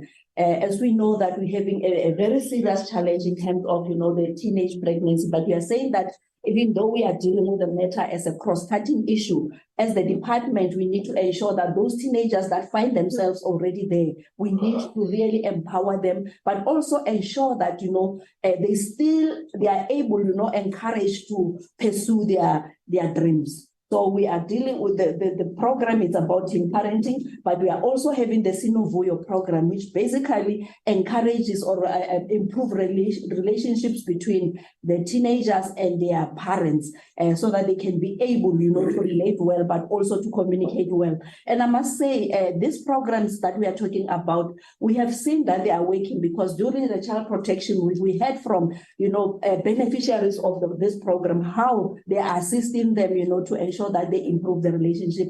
And we did that in Western Cape and also in Mpumalanga, where we had, testimonies in that regard. So the next program that I'm going to present is about the children's services. And even here, I'm going to focus on 2 areas. The first one is about community-based prevention and early intervention programs, which we basically know it as RESIHA. This is one of the programs that is very critical, that ensures that we move, orphans and vulnerable children from vulnerability to resilience. And it is implemented, through the drop-in centers. And I must say, Chairperson and honorable members, we've got this program being implemented in 1,200 drop-in centers. And as I am reporting, in the first quarter, we've been able to reach out to 172,915 children who access this program, and the services that are being rendered in this program are very critical. It's about nutrition, it's about educational support, and childcare and protection, just to mention a few. That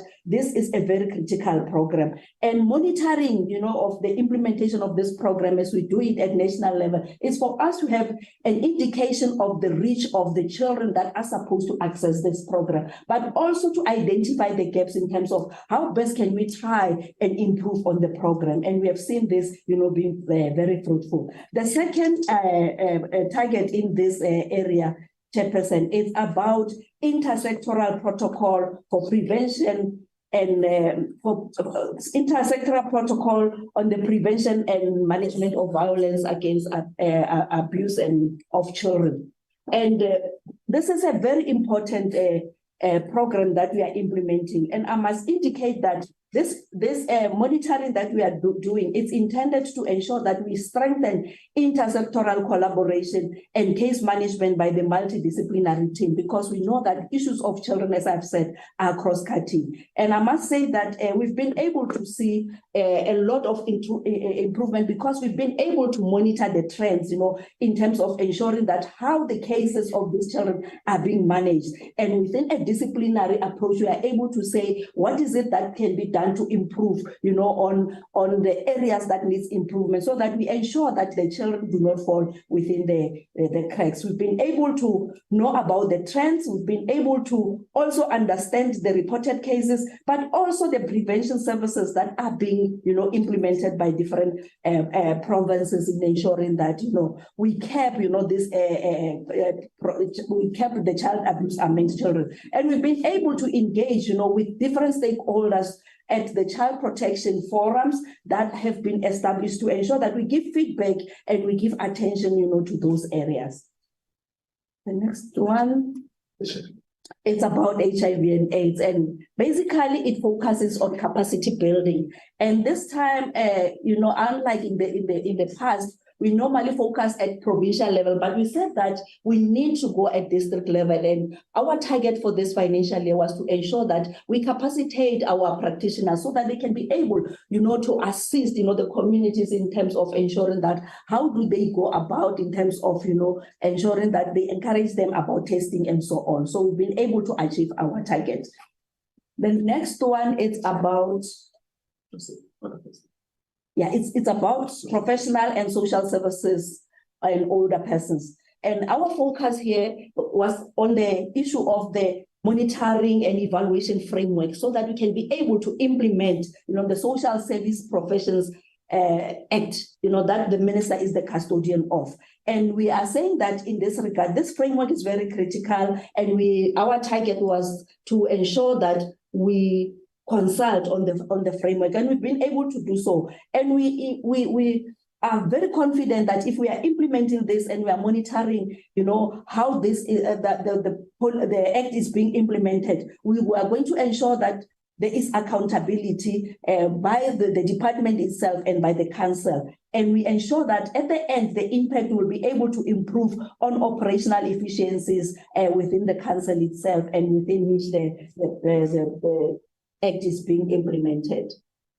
The last target, the last program is social crime prevention and anti-substance abuse, a very critical program, but I'm going to focus only on two targets. The one on anti-gangsterism strategy, and the other one is on substance abuse, because these are the key, social ills that we are confronted with, and we are trying our level best, to try and fight them. And I know that even though we are trying, there's still a challenge in terms of us seeing, these escalating. And as I said earlier, if we can start with the family, we'll be able, to reduce what is happening, within our country with regard to the social ills. Now, in terms of the anti-gangsterism strategy, we have, our main focus in both, it's about strengthening the partnerships. If you look at the targets that we have put there, it's about educational sessions, but we are focusing more, especially with anti-gangsterism, we are focusing more on high-risk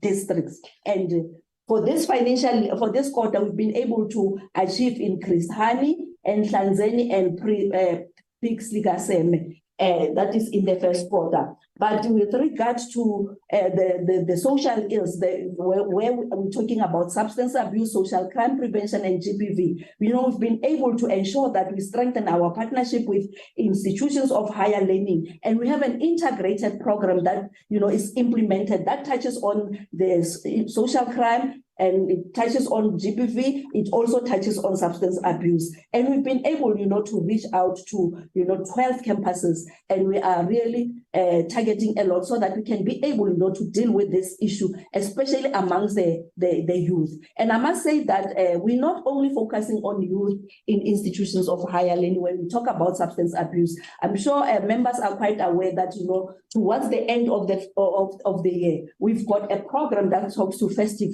seasons, where we go, to strategic areas and begin, to create awareness and engage, with young people and, other adults with regard to issues of substance abuse. I will pause, members. Thank you very much. The last one on the welfare services relates to the work that you've been doing relating to persons with disabilities. Because one of the things we're trying to do is to provide temporary relief for primary caregivers and making sure that you don't leave their children and families.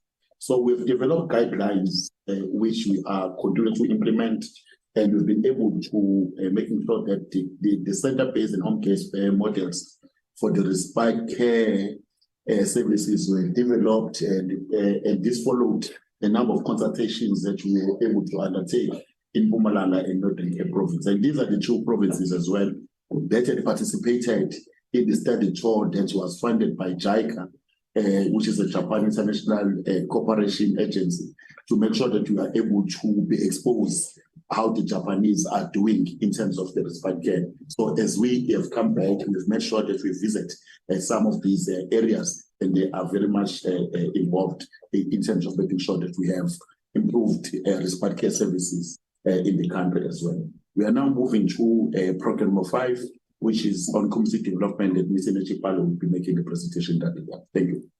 Thanks very much, and greetings to the chair and the members. The community development branch that hosts social policy, sustainable livelihood, food security, community mobilization, youth development, and the NPO registration and compliance monitoring, and also the trouble one, the NPO funding coordination, which we coordinate. Our provinces need to fund the NPOs. Of this, the first was is social policy, where we need to produce a report on the state of the people of South Africa. I think this came as we have seen, there's a disjuncture in terms of what we collect data on household and the community profiling, and what Stats SA produce. Another department, we work with vulnerable people. For this quarter, we have sourced the data to inform the update on the state of the people of South Africa report. And this report will produce an analysis of the state of the people in South Africa, and looking at how the vulnerable people are being cared for by government and any other stakeholders. The second one, go to the second one. Second one is on the poverty elevation, sustainable livelihoods, and food security. We have the targets to monitor the implementation of the food security that we are implementing. The main target within the MTSF is to ensure that we depart from, we improve food access for all vulnerable people that are provided within community, especially the center-based program, depart from the 13.6% that has got inadequate access to food, and our target is about 5.7%. We are still, the COVID have exacerbated this issue seriously to 20.7%, So we are struggling. We're still about just above 6.7% of the inadequate access, severely inadequate access, especially in the Northwest, in Mpumalanga, Eastern Cape, and the Northern Cape. And we have seen that I think there's an improvement in terms of that. This report, quarterly report, has on the implementation of the plan has been developed. We also have to link 30,000 social protection beneficiaries.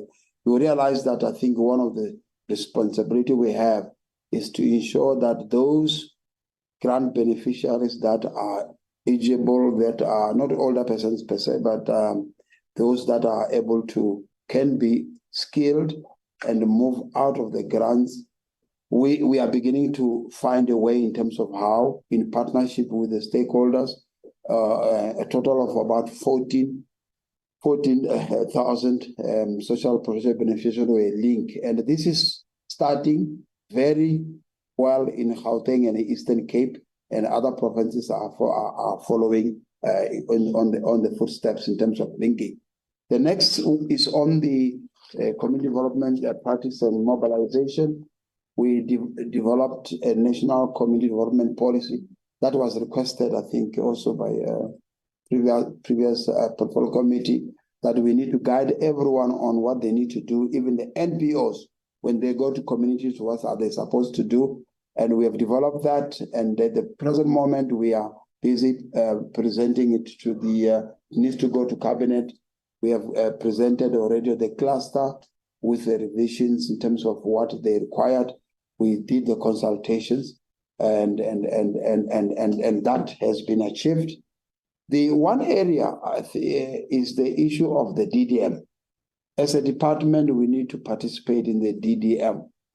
What we have seen is that there is disjuncture between when they create or they develop the one plan in provinces, that some provinces are not participating, especially from the DST point of view. So our responsibility was last year to go for them to appoint a coordinator so that they participate in the DDM, and in that one plan report, one plan, one budget report at a district level, social development projects and social development services are part. This year we've planned to collect those information and also skill those people that we have done in 3 provinces.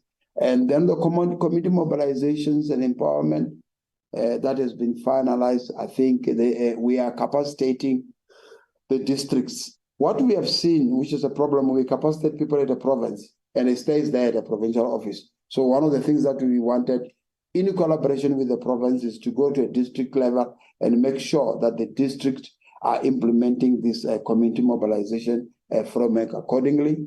On the youth development, next slide. On the youth development part, we have developed a policy last year, and the policy has got about 5 pillars. What we now doing is to monitor the implementation of those policies. That relates to all the vulnerable youth that we have been identified, youth from youth-headed household, and the youth, the vulnerable youth in the secure center, is to provide skills to ensure that the youth are developed, are mobilized, and somebody is talking to them. You might have seen that there has been a higher prevalence of suicide among the youth.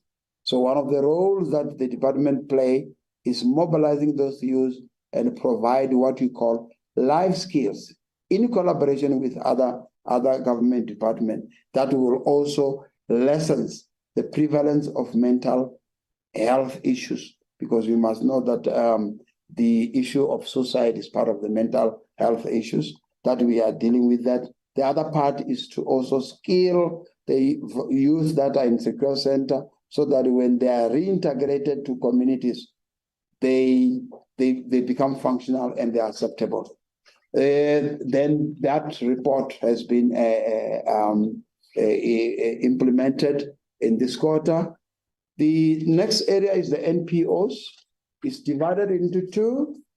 The first one is the issue of the NPO registration. The other one is the issue of the NPO funding coordination with provinces. We have seen the challenges with NPO funding that we have in provinces, and we have developed an NPO electronic system that I think 3 provinces are implementing.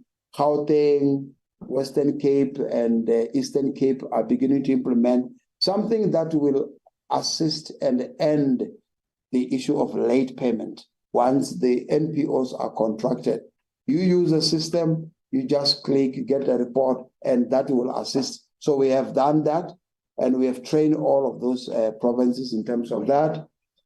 In terms of registration, you have seen in this quarter, because we have to implement the deregistration of non-complying NPOs, and we have campaigns that we have rolled out. We have seen more reports than registrations, and I think it can be seen clearly in the next slide. Next slide. That you will see that on the applications, we received about 5,269 applications, online, physical, and then of those, 4,576 were registered. In terms of the target, is that we have registered all within 2 months. On the quarter, you can see registration is 5,000, but you can see that we reports 14,000. We still have some challenges with this, but we have processed 12,000 of those, and those ones that has been processed within 2 months. Thank you very much.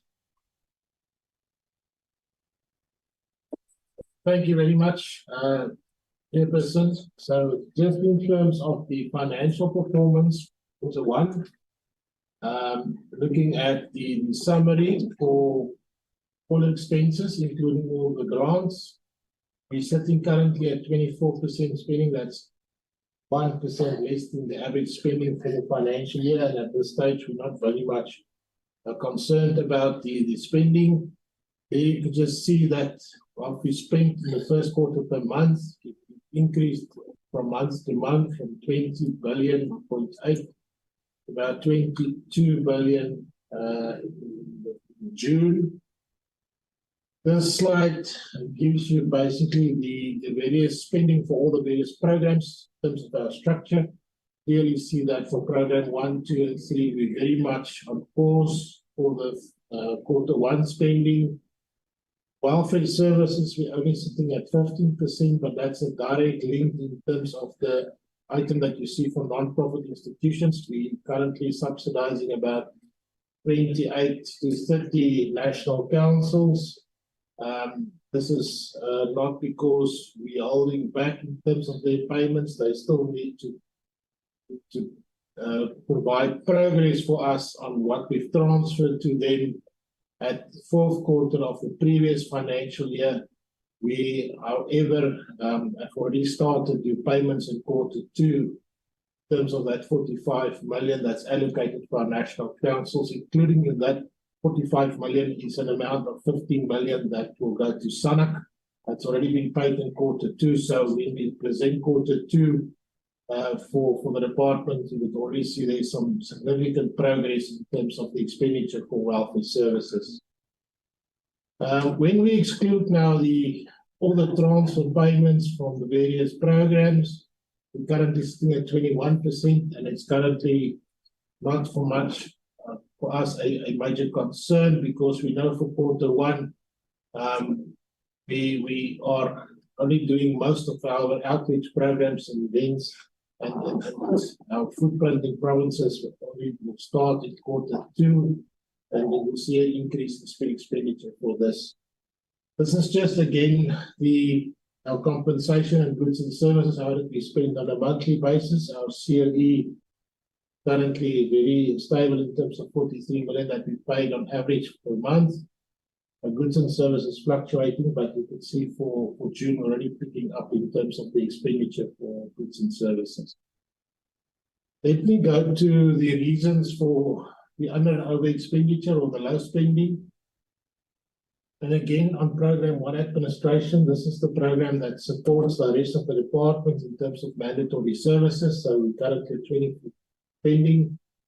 The good news in terms of administration is that we do not have again this expenditure relating to the payment of the Telkom toll-free line. This has now been taken over by SASSA from the 1st of April. So we will not have again a huge increase in this program one administration relating to the Telkom line in terms of this. Then for social security, currently sitting at 13 or 14% spending.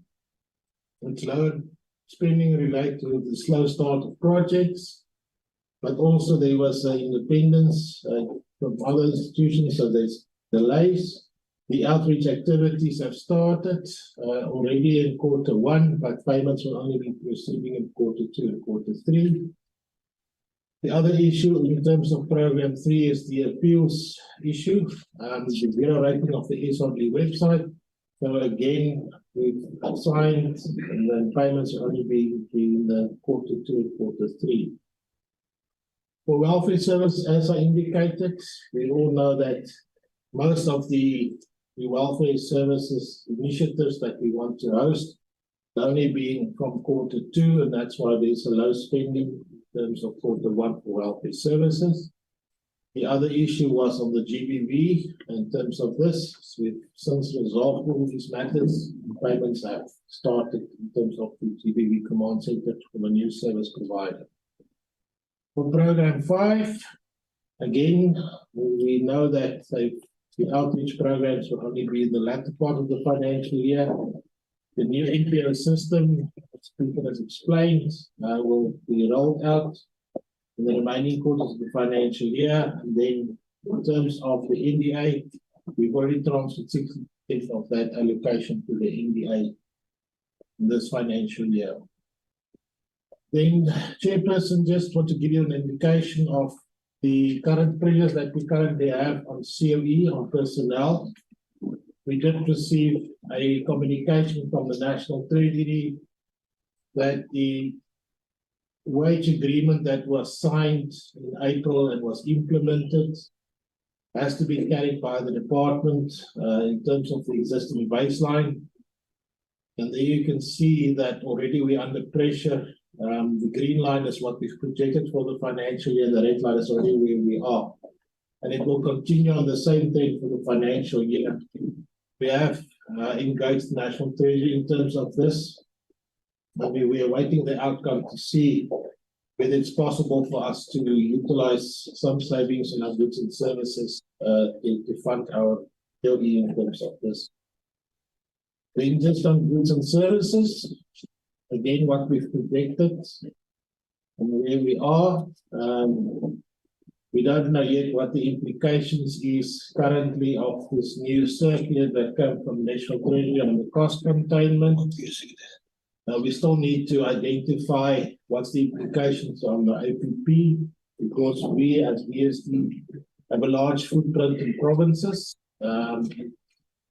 If we look at the next slide, the expenditure that we're currently having for Q1, mostly on our travel and subsistence, and this is the area that Treasury is focusing us on to curb seriously, and then we need to submit essential travel plans to National Treasury before we actually start the latter part of the financial year, and then this is where we are. So, Chairperson, at this stage, we're a little bit uncomfortable with the cost containment.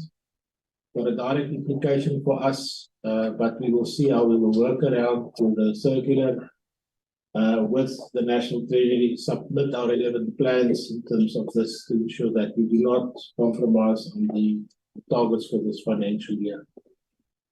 Thank you very much. I want just the committee to note the performance for Q1 and also support. Thank you very much, Chairperson. I think that brings us to the end of the presentation, Chair. I think we'll be ready to take questions now. Thank you.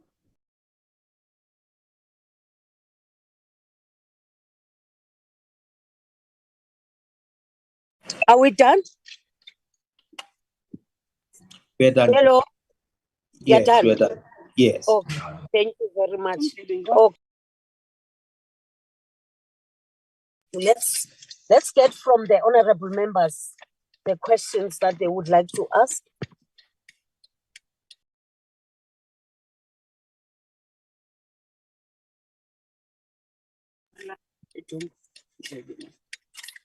Oh no, voila.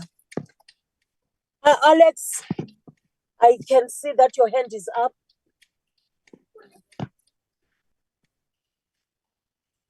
Can I proceed, Chairperson? Proceed, honorable member, followed by Bridget Masango. Okay, thank you, Chairperson. Thank you for the presentation. My questions are as follows. When can we expect the SASSA toll-free line to be resolved?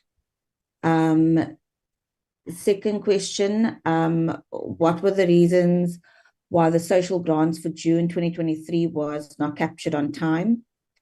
The next question relates to the compensation of employees, and that graph is very alarming that we saw in the presentation. My question is, according to the presentation, there's about a 7.7% higher allocation for cost compensation of employees in the first quarter. So does that mean, is that increase solely for the increase of salaries of existing staff? Or are there any positions that were filled, critical vacancies that were filled, which contributed to that 7.7% increase? Or is it solely just salary increases for existing staff? And perhaps on there, just to hear where we're at with the appointment of a permanent chief director for social welfare. And we spoke quite a bit about the older persons, and it was in the presentation, you know, the amendment bill.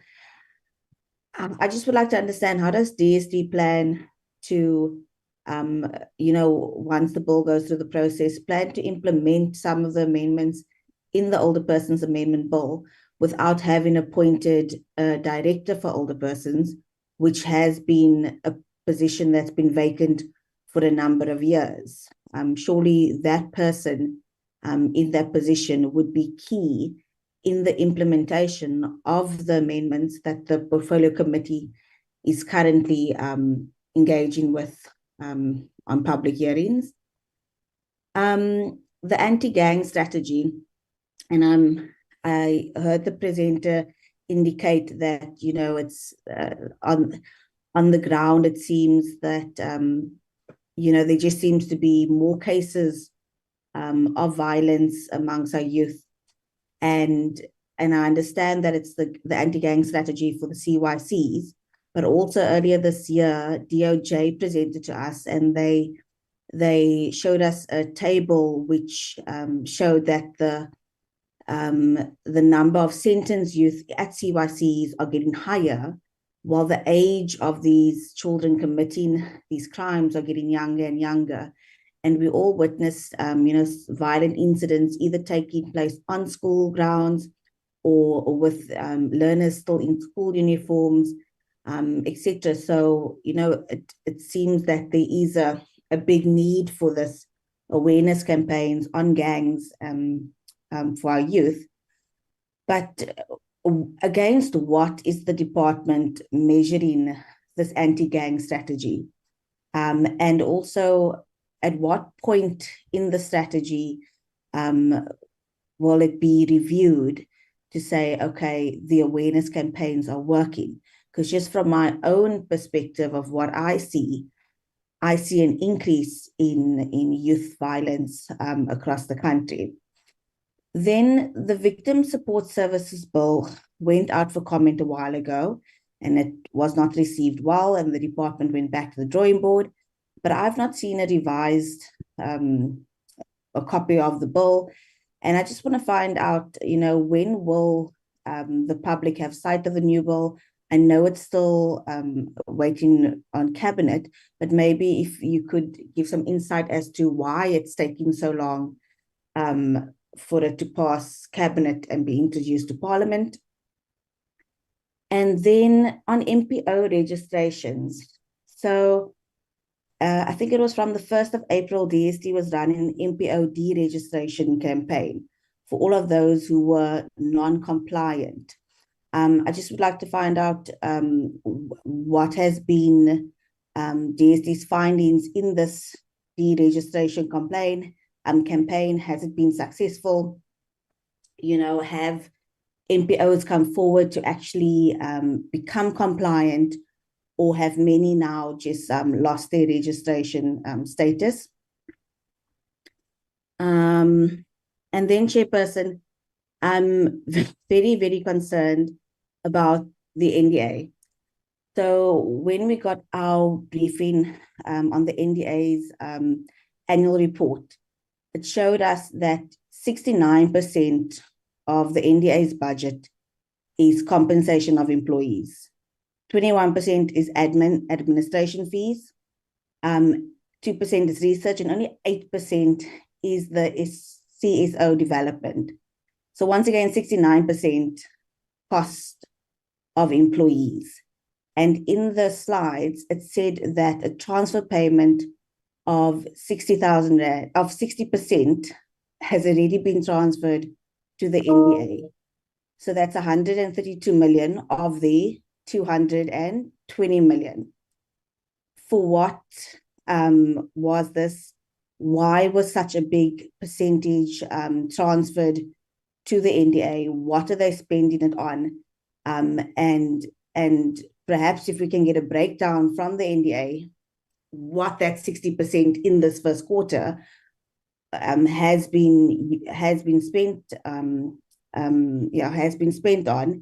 and what is their plan for the rest of the year if they've already using their 60%. I think I will leave it at that, Chairperson. Thank you very much.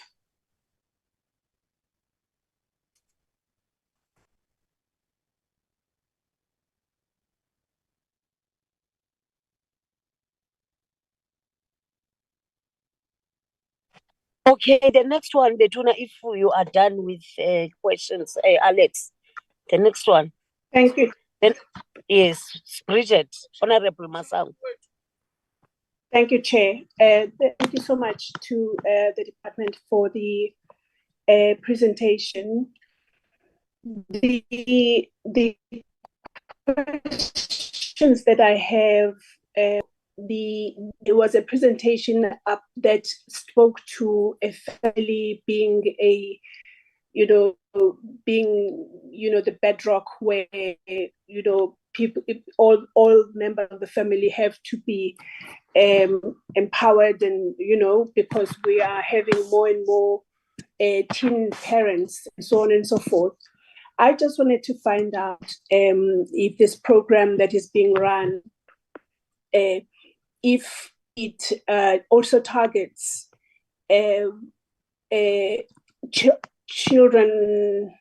child-headed households.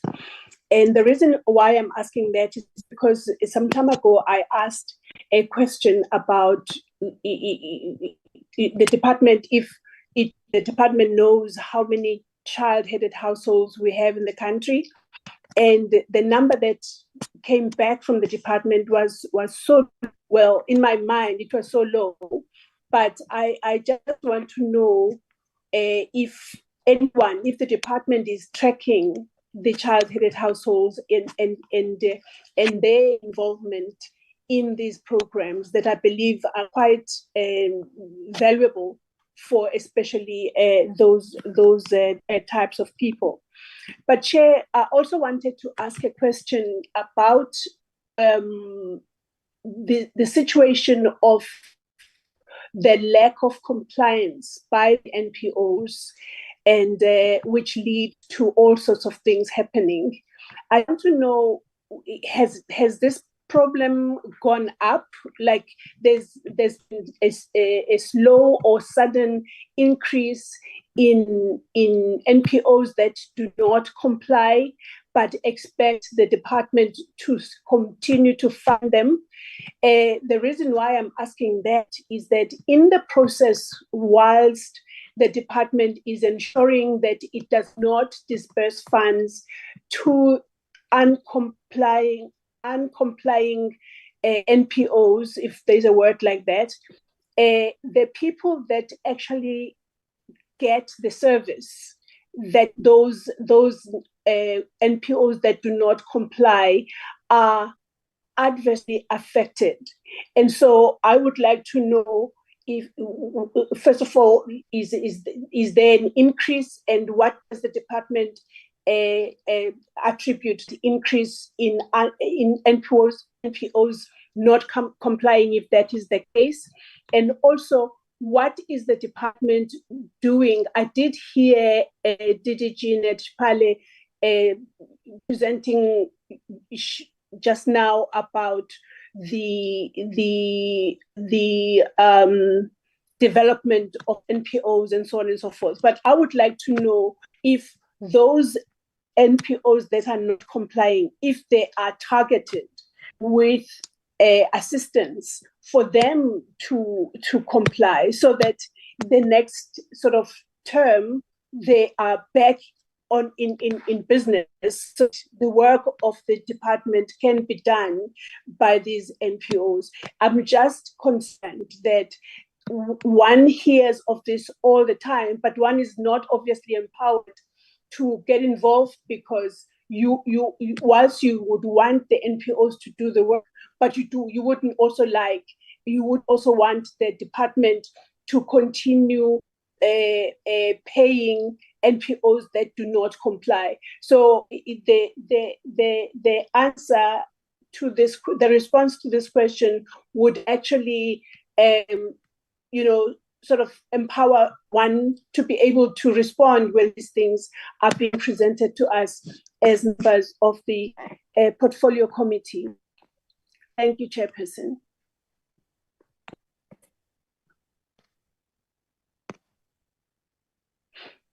All right, thank you, Honorable Masango. Honorable Aris. Yeah, thank you. Thank you, Chairperson.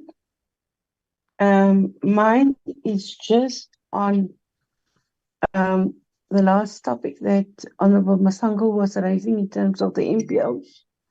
The department must provide us a detailed report on all NPOs that get funding and the NPOs that are deregistered. And then I would also like to know if they have a system in place to monitor these NPOs. Like, for example, just not to expect NPOs to send in the reports, etc., but what other systems are there in place? And then, Chairperson, there's also another issue, that is the issue of bullying in schools. And I mean bullying in general, not only in schools, but all over, even though I know that bullying in schools is a program for the Department of Basic Education. But I would like to know from our department, what program do we have to curb this bullying in schools?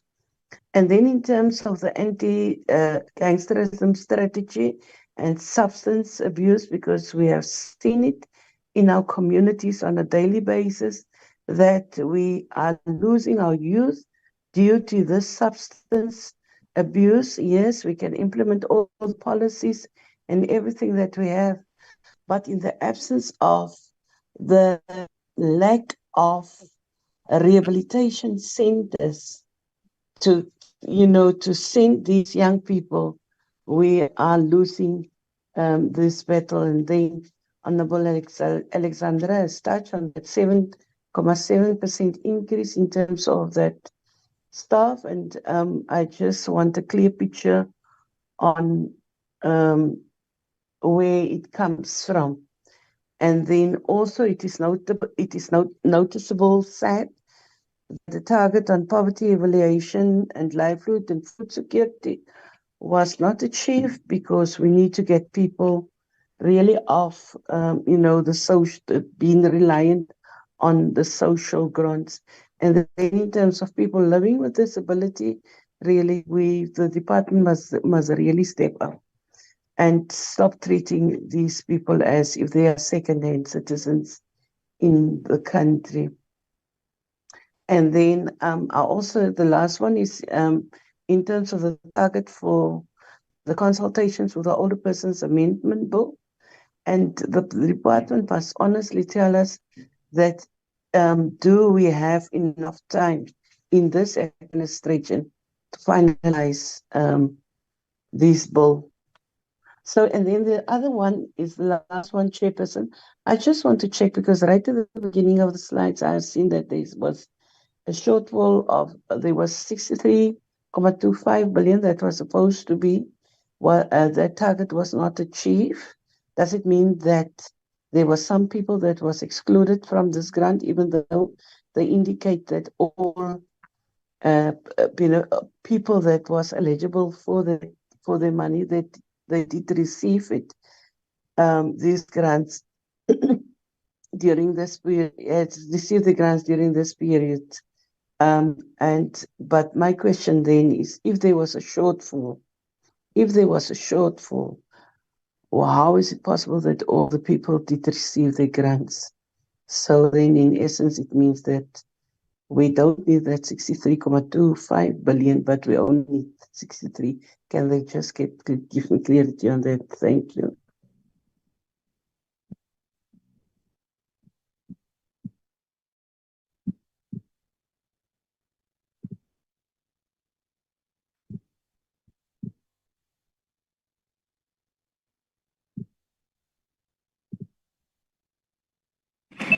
All right, who's the next now?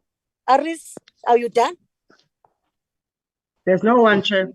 She's done. No one. So we are done. Can we give over to the department to respond to the questions? Thank you, Honorable Chair, and thank you, honorable members, for the questions. I'm going to ask Brenda to come first to respond to some of the issues that were in her space. And then immediately after Brenda, Isabella will come in on all the aspects in her space. And then I will ask Fani, and then we'll end with Peter and I think Peter. And then we'll come in. Thank you very much. In that order.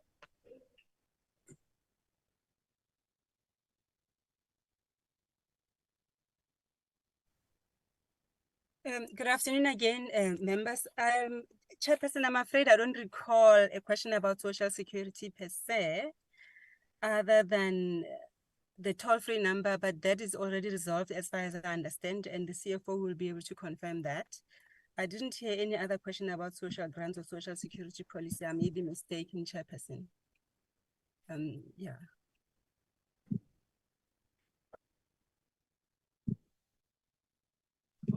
I'm sorry, I've got a glitch, you know. What is it? Hello? Hello? Chairperson, you were here? Yes. Can you proceed with answering the questions that have been asked? Isabella, can you come in, please? Yes, thank you very much, Chairperson. And let me start by appreciating all the questions, that have been raised by members that are very critical. And as the department, they are assisting us in terms of ensuring that we improve, wherever we are supposed to improve. Chairperson, I want to start with a question on anti-gangsterism strategy, which of course, as the member has already said, we've been implementing this strategy for quite a number of years. And the intention is to ensure that we have a gangster-free society. We don't need to have, a society that has got, gangsterism. And we are saying that it is important that as we implement this strategy, as the member has said, we need to reflect and review. But we thought that we need to have a number of years, to implement the strategy so that we can be able to reach, to expand our reach. And as we evaluate, we've got a wide scope, to look at and to ensure that whatever we are coming up with, it's able, to give us a reflection of what is happening and what is it that we can really look at. So we acknowledge the fact that, there are quite a number of issues and challenges that are happening in schools.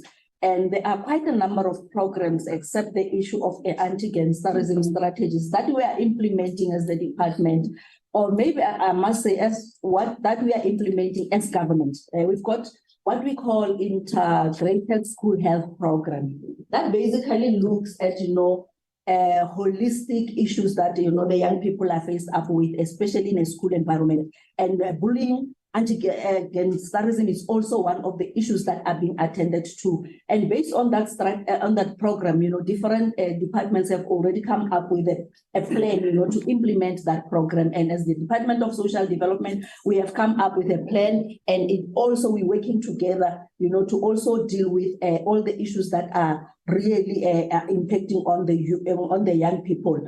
And we are monitoring the implementation of this plan by provinces, and we are able, to have, also the intersectoral structures where we come together as different government departments and being able to evaluate in terms of the issues that have been raised. So I must also admit that, we need to also look at ensuring that we review the strategy once we have implemented in the outer years, to ensure that, the strategy also takes into consideration the upcoming and the developments, that are on the ground, but also the gaps and that have been identified, during implementation. The empowerment of teenagers, teen parents, especially those that are in OVs for child-headed households, I must say. And the programs that we are implementing, Chairperson, are comprehensive and are inclusive in nature, and they cater for even, children in household headed families, household headed families.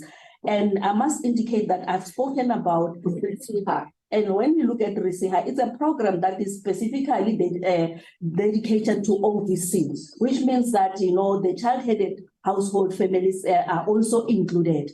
And I've also indicated the reach, within the program, more than 172,000 children that we have reached. So I must just say that these are some of the programs that we are implementing as the department that encompasses, also children from child-headed households. We are having programs such as your social behavioral change programs that targets even, all children from child-headed households. So we don't have programs that are specifically dedicated to a child-headed household, because we would consider those children to be children, without even labeling them as where the category, without categorizing them.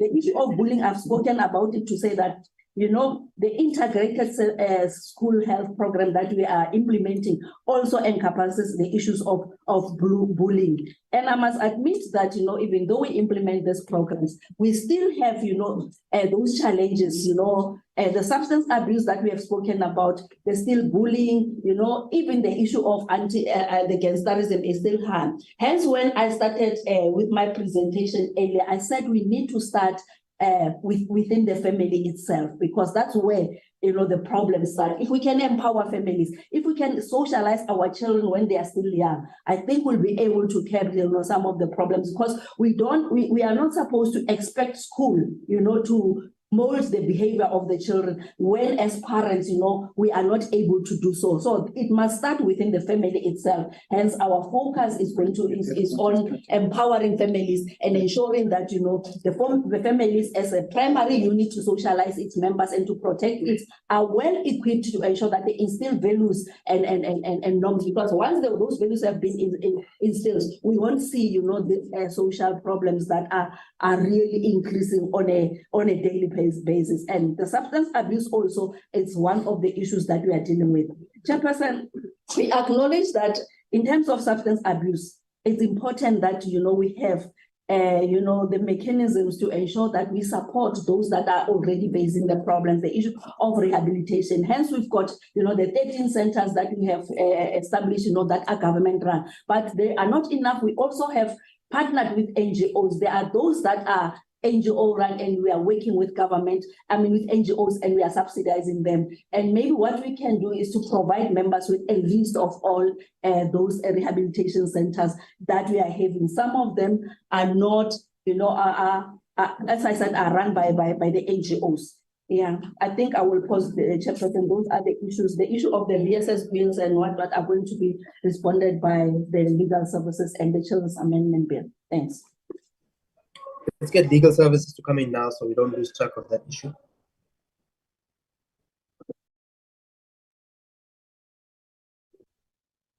Kumbula and Zaza, you can come in. No, thank you very much, Honorable Chairperson, honorable members. As I indicated earlier, the Victim Support Service Bill was actually presented or tabled at NEDLAC. There were engagements at NEDLAC and a number of comments were made. The process at NEDLAC took long, but we now have the comments. We are currently working on a cabinet memo, and the bill itself is going to be in cabinet shortly.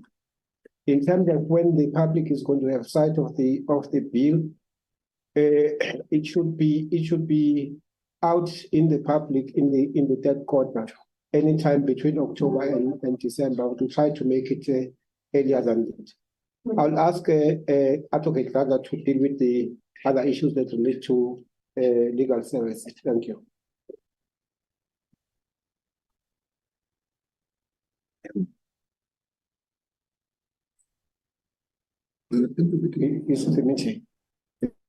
Yes, good afternoon, Honorable Chair and honorable members.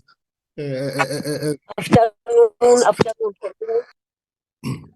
Yes, as DDG Kumbula as indicated that the versus bill is currently being processed. The consultants that are working on the costing are finalizing the costing, and they need to be on the cabinet agenda shortly. And then with regards to the SASSA, the SASSA bill, why is it also taking long to get to cabinet? In fact, there's a dependency on regards to that. In that, the Office of State Law Advisors have to provide a preliminary certification. So unfortunately, there is a to and fro. It is a to and fro process, Chair and other members, and then we are still waiting for the final certification for us to be able to then to submit the bill to cabinet. So those are two issues that I had that require legal services, unless maybe I missed others, Honorable Chair, and also I think DG.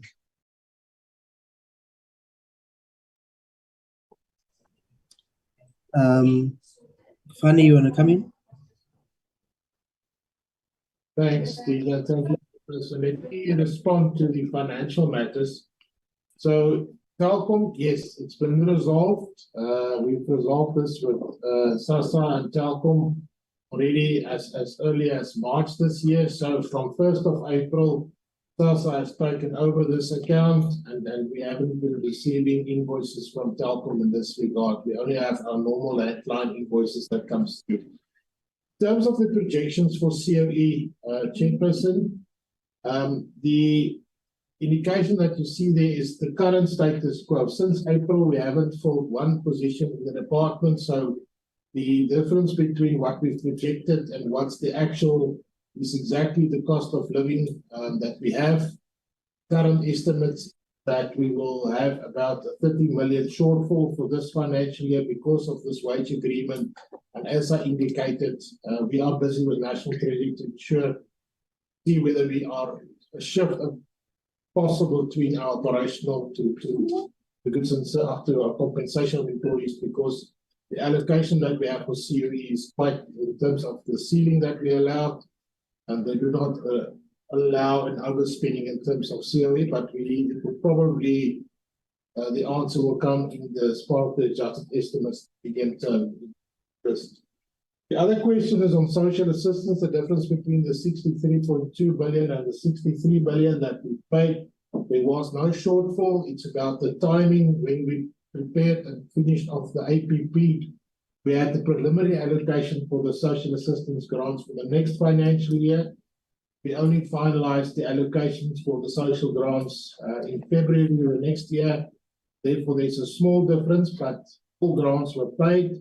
There's no shortfall. It's just because of that timing difference between the finalization of the APP and the allocation that comes from the National Treasury. In terms of the NDA, Peter, I think we might address this, but the 60 million or the 60% that we transfer, it's based on the agreement that we have with the NDA, paying their current operations. Remember that they give a full allocation of 200 million for the financial year, but the agreement that we have between them is that we will transfer 60% in the first quarter of the financial year. The second 40% will only transfer in the quarter 3 of the financial year. Thank you very much, Chairperson. Peter. Okay, thanks very much. For the questions, honorable members, there were three questions that are matrix in nature. I think let me start with the issue whether the department has got a system to monitor NPOs. Yeah, the answer is yes. We have got a database of all NPOs that monitors NPOs. But I think I need to provide information with regard to 2 areas of compliances. The one area is that in the NPO registrations and compliance monitoring, NPOs register every day. And any NPOs that is registered, and if they don't report back on a yearly basis every year, then they are not complying to the NPO Act. There's a section that requires them, 17, 18, 19, requires that NPOs must send back reports of what they are doing. And for us, if they don't send a report, they are not complying. For last year, as we closed the year, we had about 55% compliance, 55.6% compliance, and we had only out of 256,000, 82,555 were compliant, and 149,000 were not compliant. Currently, as the end of August, we have, or in the database, we've got 277,512. And of those, we have got over 82,000 NPOs complying. But the number of non-compliance has increased, but I think because we haven't reached the year end, we had about 167 not complying. But we are at about 41.7% compliance rate as we speak. And we continuously, the campaign is bearing fruit, because we can see, if you compare last year this time on the number of NPOs that reported is higher than last year. It could be also higher because the number is higher, 277 versus 256. Now, with regard to compliances, there are NPOs that are huge NPOs that has not come back to the department since 1998. From 1998 to 2012, they haven't been contacting the department, and those is a chunk of about 80,000 of those hasn't come back, which might warrant us, as we deregister, to stop deregistering. We start with those ones. With regard to the second part, the funded one, we have got in the country just over 19,000 NPOs funded. by the social development sector. Out of those, it's easy for those because every quarter they meet with the officials to comply. The problem is that you will find that despite the meeting, despite the knowing, they will delay for 30 days, and then it will also delay the funding of the transfer to those NPOs. The capacity building that Provinces does target all those NPOs that are funded, and those are the ones that are prioritized for funding, and those are the ones that are not prioritized for funding. Those are the prioritized for capacity building so that they could report. I must say to you that the majority of the NPOs that are not that we transfer late, it's either they don't comply because it's still paper-based, but with the implementation of the system, it will be easy because they will apply in time and they will get funded. I must also add, though, that as population grows, the number of needs also grow, but the budget remains the same, which becomes a problem in terms of funding. So I hope I have answered these three questions. And I think with regard to NDA, now I think I was going to say the same with fund in terms of the first quarter and the third quarter. The details of that, I think it will come when the NDA does the presentation on their first quarter to the portfolio committee. Thank you very much.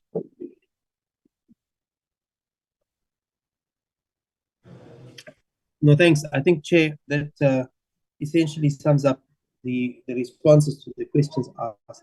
There is one I'd like to weigh in on, which I thought Peter would talk to, around the NDA's annual allocation. I think this is, of course, a concern that we've also raised with them, with the NDA, insofar as the bulk of the funding going towards cost of employment as opposed to programmatic activities. I know that they do also mobilize external funding from various institutions to support the work that they do. So that's not included in terms of the allocation given to them, but there is a significant amount of money that they mobilize outside, which then form part of the programmatic activities and programs that they run continuously.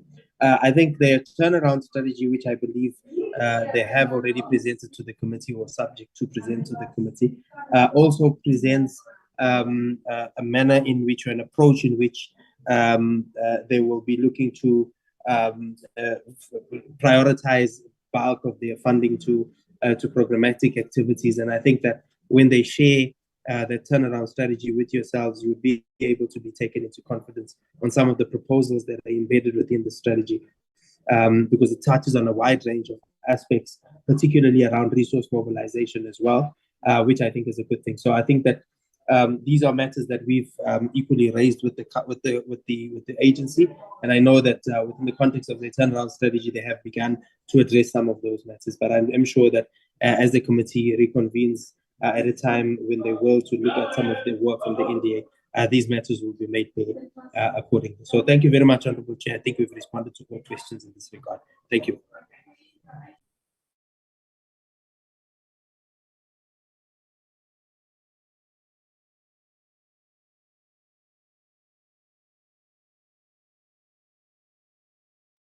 Chair. Hello. The ADG is done.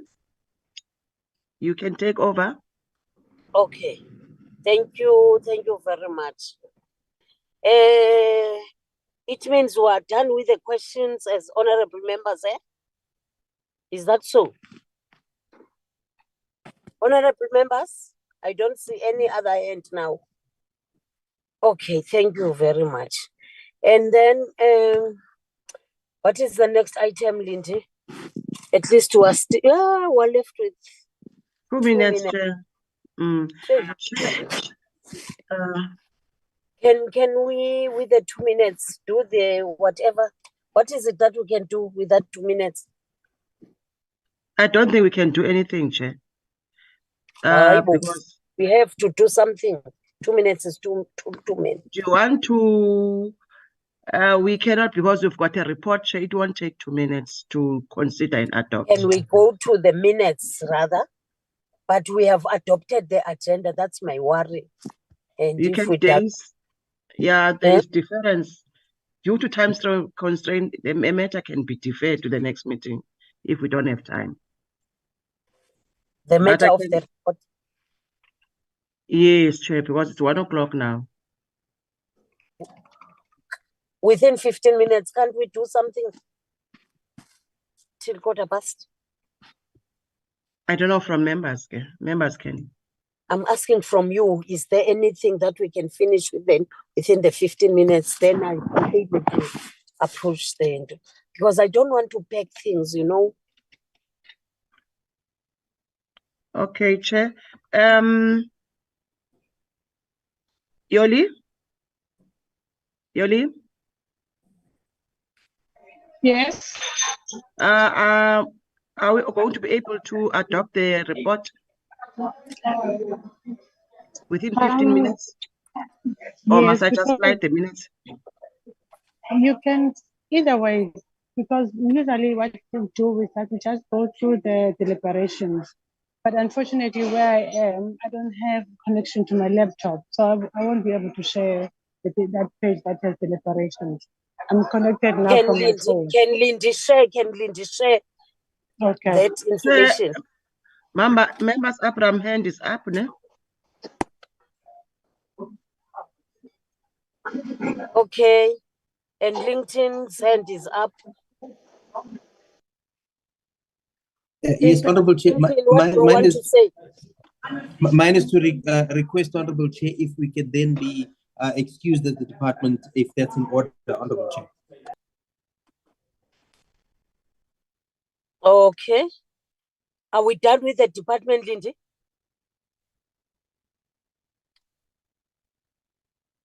Lindy, where? Yes, Chairperson, the department responded to all the questions, and So we are done with them. There were no follow-up questions. Yes, Chair. Okay. You are excused and released, department. Thank you ever so much for the presentations of today. Then till we meet again. Thank you. You are released. Thank you very much, Chair. Thank you, Honorable members. Honorable Alex. Yes, Chairperson, mine just pertained to some internal business while we were trying to figure out whether or not the report's going to be flighted. But just 3 points from my side, Chairperson.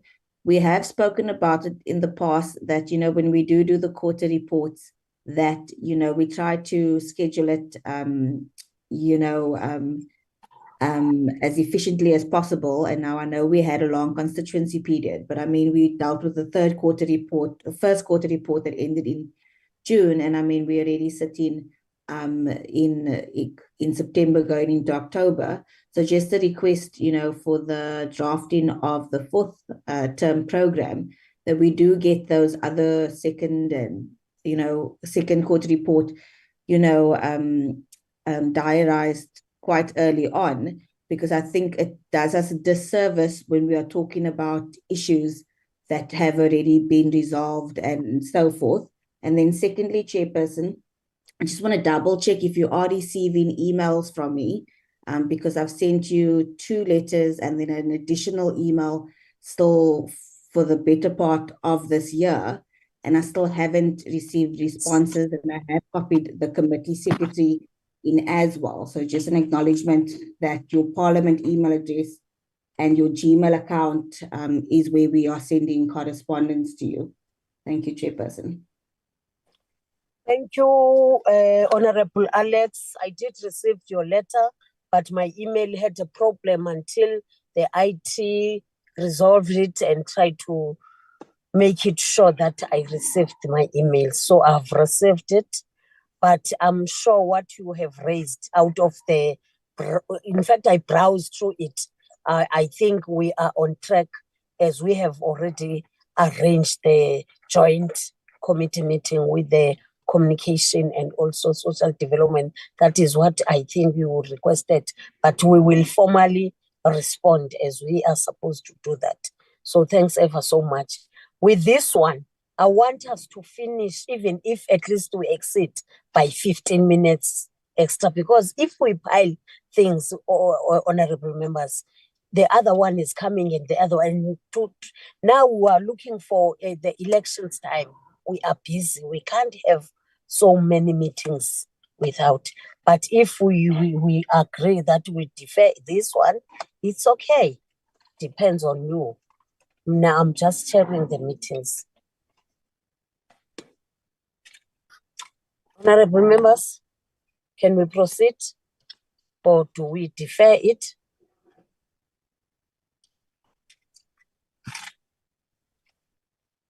No hands. Are people still inside? The 22 of them. Okay, let's proceed, Yoli and Lindy. If there is silence means concern. Continue, Lindy. Okay, Chair.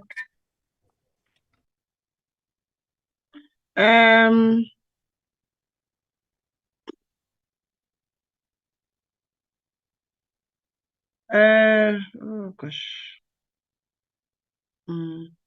Chair, the minutes, the report before the committee is that of the fourth quarter, which was scheduled for 31st of May 2023.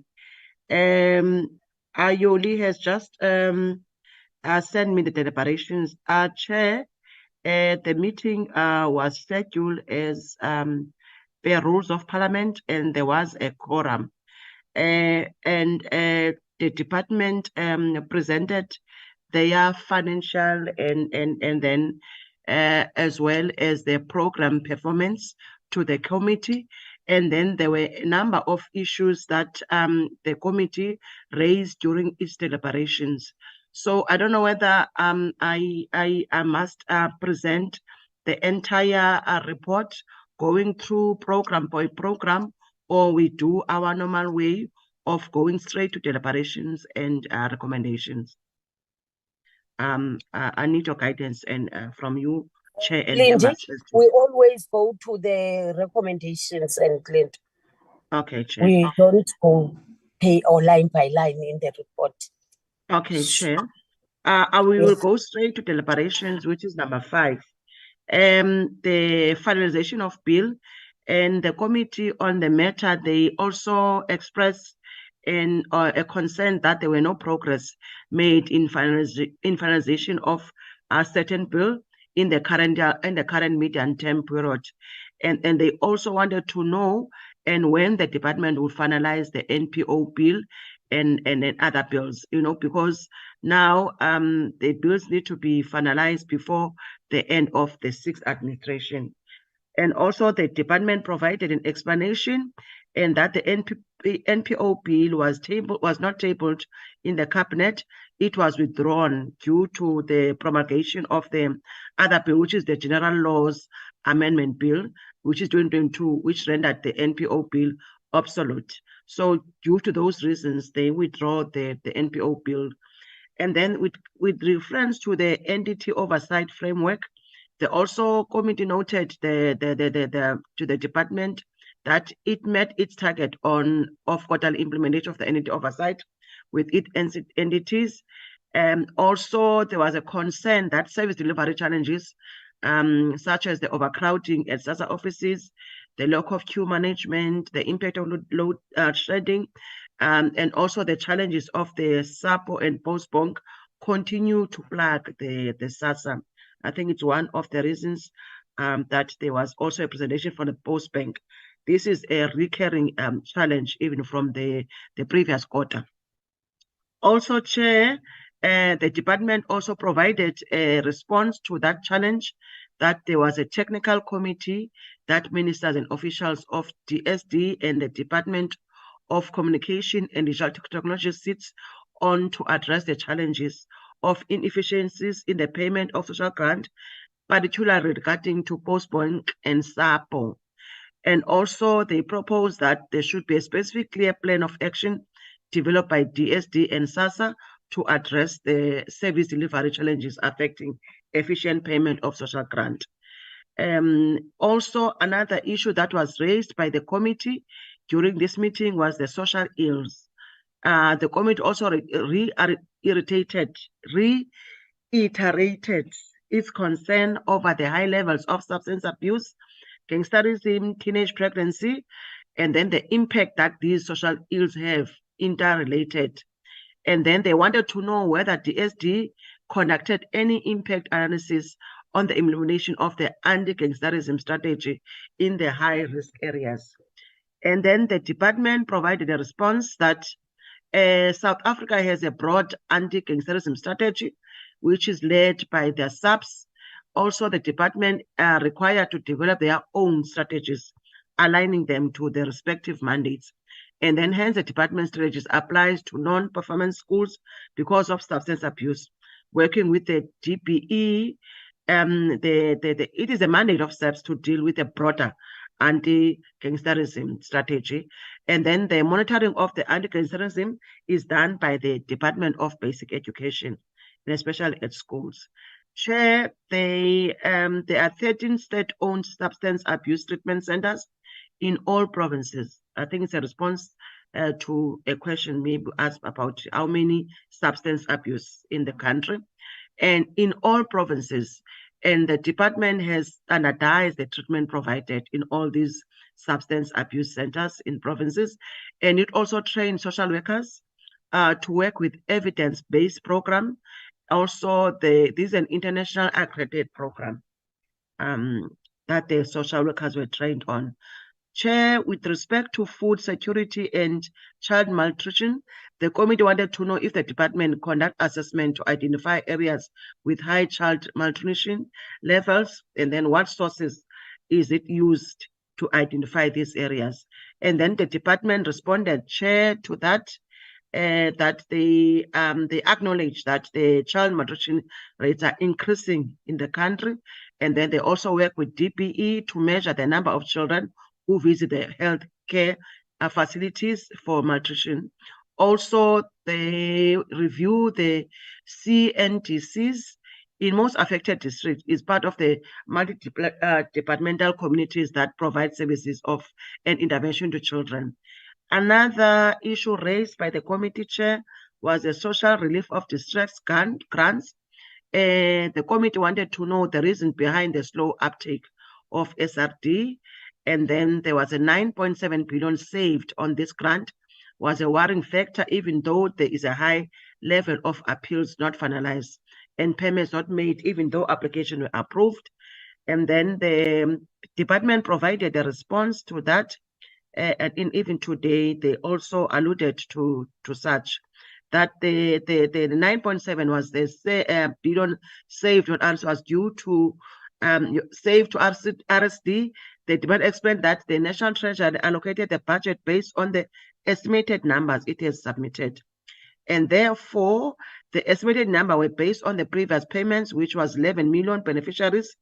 However, with the revised stringent regulation that excluded a lot of applicants, only 7 million beneficiaries were paid. With September 2022 budget assessment, the money was then taken over by National Treasury to fund other pressing priorities. Yoli, are you still here? Chair, they also mentioned the implementation of SRD. Do you want to take over, Chair? Through you, Chair. Are you comfortable to take over, Chair, just to Yoli to finalize the last part, or must I continue? The challenge where I am is a bit noisy. I'm in the restaurant. Okay. Because I'm not comfortable to present something, the report that I didn't produce for somewhere. Unless my background noise is not too much, then I can proceed. Okay. No, it's fine, Chair. The SRD, Chair, in 2020, I think this one, it also it's a motivation to the above reasons for the money that was sent to Treasury, the 9 million. That was the estimation, and then there was a less number of applicants for SRD. There also another issue was the NPO compliance, and then the committee wanted to know, beside the training of given to NPOs, does the department have a program that assists NPOs to comply with NPO Act requirements? What are the reasons that complying NPOs are not funded? The committee also wanted to know the grey listing of the country had a bearing on the work of the department. The response provided by the department regarding this matter, they said that regarding to the capacity building of NPOs, the compliance department launched a Know Your Status campaign mainly in the Western Cape, Gauteng, and KZN provinces. And then the NPO requires that the department to conduct capacity building to the newly registered NPOs. Furthermore, the department officials also conduct on-site assistance. And then NDA plays a role in providing capacity building. Also, the South African Institute for Business also have been working with the department, and the department has also developed a model in which developed NPOs should also assist about 20 small NPOs. The bigger one assists the emerging NPOs. With regard to the Alcohol Harm Reduction Fund, the committee sought clarity on what the Alcohol Harm Reduction Fund is, and then a response was provided that the development of a preventing and treatment for substance use disorder policy, but there was no mechanism for fundraising to fight substance abuse. The policy was amended to include a chapter on Alcohol Harm Reduction Fund for fundraising. The policy has now been submitted to Cabinet for their approval, for its approval. Also, there was also an issue of social welfare index, and the committee wanted to know when will the social welfare index go live, and the department explained that there was a commitment for 2022-2023 was to develop this index, and then this was for the first time in the country. Concept document was concluded. It also provided guidance on how these indexes are designed, in which best practices can be implemented in the country. And the next stage will be to cost and agree the agreed option or the best practice. The final report will be provided to the committee upon its completion. Also, Chair, there was policy linking SGD beneficiaries to government services. The committee wanted to know when will this policy be finalized. And also, Chair, the extended EPWP, the committee wanted to know where and how do people apply for the work opportunities through the EPWP. And also it raised a concern that the job created are not sustainable and people are only paid 1.5, even though minimum wage is 3,000. The committee expressed concern around that. And the department responded that the EPWP is regulated by the Department of Labor, which is 112 a day.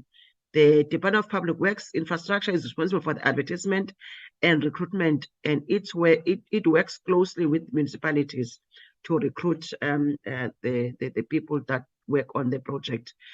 Expenditure report, the committee on this one wanted to know the reason the expenditure reports of the department are different to that of National Treasury document, and then a response was provided.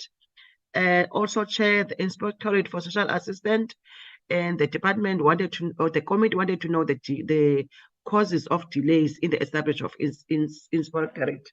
And then they also indicated that is now about 7 years without that branch.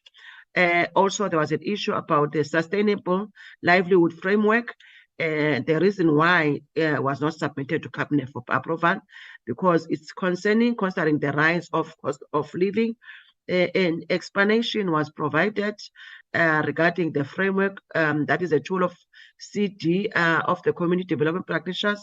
It's used to empower communities. It did not need to be submitted to Cabinet, but after it was revised, the department was requested to submit it to Cabinet and acknowledge that there were delays in finalizing, and the department apologized for that. So, Chair, these are just deliberations. I don't know whether your lead, there were no recommendations made by the committee in that effect. No, there were not. Okay. Chair, this is the report before the committee for its consideration and adoption. I hand over to you, Chair. Thank you very much.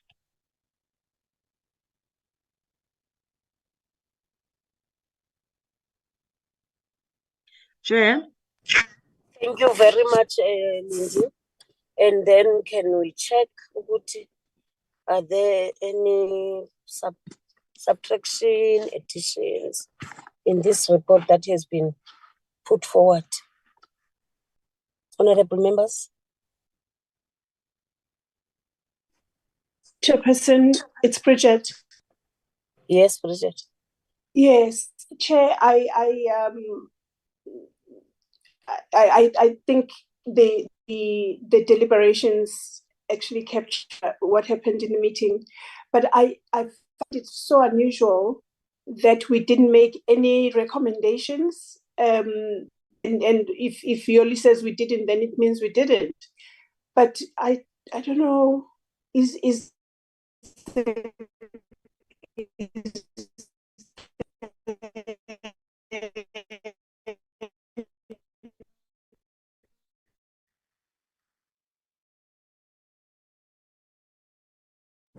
Hello? Honorable Masango? Is it because there were no recommendations to this arrangement? And I'm not blaming any. I was at this meeting that we had a whole report. Hello? Hello. Yes, can you hear me, Chair? I hear you now. Okay, I don't know if the rest of the colleagues heard me, but I was it was just strange that we had a meeting and we deliberated and we didn't have any recommendations. And I'm trying to think back to say, was it because there were no recommendations to be made, or what happened? I'm just making a comment. I'm not asking a question or anything, and hope that colleagues will assist. Thanks, Chair.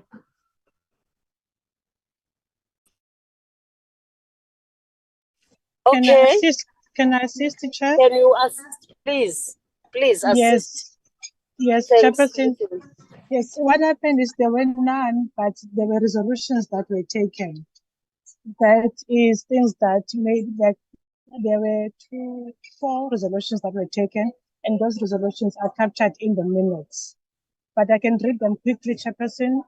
One resolution was that the department should include on its quarterly report progress reports on the implementation of AG's findings and recommendations, particularly on consequence management and filling of vacant vacancies, critical vacancies, sorry. The committee should conduct oversight visit to areas where interventions to curb substance abuse, teenage pregnancy, gangsterism were implemented. The department put forward to the committee notices. Where's the document that Yoli is reading from? Where I'm is just this? reading. We don't see anything on this thing. Yes, ma'am. It's going to be in the minutes that Mrs. Linda is going to present shortly. So I either don't then defer that to when she's reading the minutes for adoption, then I can stop here now. I was just replying to Honorable Masango's concern. Am I still in the meeting? Thanks, Yoli. Okay. I understand. Okay. It All makes right, sense now. Thank you. Okay, so I'm just gonna pause here and wait for when Mrs. Linda is doing the minutes then.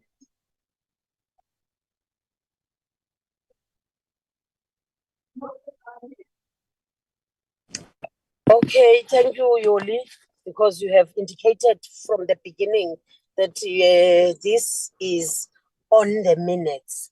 Then honorable members must also, when they know the minutes of or they have read it, at least they need to have acquainted themselves with it. So what are honorable members saying on what has been reported?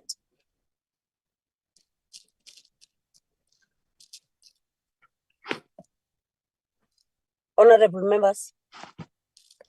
Chairperson is Bridget again. Yes, Bridget. I believe at least the deliberations that Lindy went through capture the essence of what was discussed in the meeting. Okay. Meaning that Honorable Masango is saying the report needs to be adopted as it has been presented And then any seconder to Honorable Masango? Seconded, Chair. Honorable Nhlongo seconds. Okay, thank Hey, you. I'm not Tongo. Oh, I'm not. Honorable Kate. Honorable Kate, thank you very much, Honorable Kate. Let's also go to the next item, the last one. Lindy, the report has been adopted by Honorable Masango and also seconded by Honorable Bilangul. Lindy, are you still in a meeting? Ivana. Yoli? It shows here, Chairperson, that she is in the meeting. So you have heard and you have taken note of what I'm saying, Yoli? Yes, Chair. Okay. Then if it is the case, Yoli, let's proceed to the last item, which The I minutes. think the minutes, yes. Hi, Chair. Lindy, the report has been adopted by Honorable Masango and it has been seconded by Honorable Kate Bilangul. Now it means we're done with the report. Thank you ever so much. Then we have to go to the last item, that is the minutes. Okay, Chair. Can you hear me? Yes, we can. Okay, Chair. Chair, these were the minutes of 31st of May, where the committee considered the departmental fourth quarter and also the adoption of minutes. Members present, you Chair, Member Bilangulu, Member Manganye, Member Peterson, Member Nhlongo, Abrahams, Masango, also Member Aris, and Member Mare, Member van der Merwe, Member Priet. There were 2 apologies from Member Sukers and Member Stock, who were not present in the meeting. Also, Chair, departmental officials, they were the minister and the ADG was also present, and a number of officials. And then we were here as a parliamentary support staff. You've welcomed everyone. And then the apologies were recorded for members, Sukers and Stock. And then I also provided, Chair, you also requested that I should provide an update on the Limpopo public hearings, and then Member Masango move for the adoption of the agenda with an amendment, which was seconded by Member Abrahams. And then we considered a set of minutes for the 5th, the 10th, the 17th, and 24th of May. And then the department presented the fourth quarter, which was Member the ADG Kunu provided an overview and the high-level overview and a contextual analysis, and also the committee deliberated, and an update was provided on the public hearings, the first public hearings that were scheduled for Limpopo, and then in this one, the chairperson.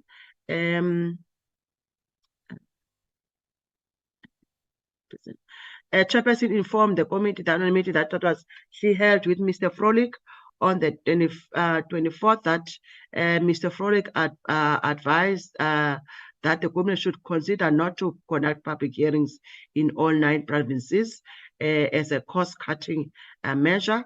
He advised that the committee should look at statistical analysis available that would indicate the provinces it should conduct public hearings in, and also I indicated that Ms. Kanye and Godula, the content advisor, would work on that request. And then there were 6 resolutions made, and then that the committee, the department should include on its quarterly reports, progress report on the implementation of AG findings and recommendation, particularly on consequence management and filling of critical vacancies.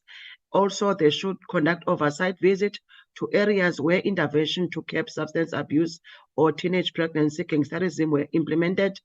Thirdly, the department to forward to the committee notices of invitation to social events on time so that members can prioritize them in their work schedules.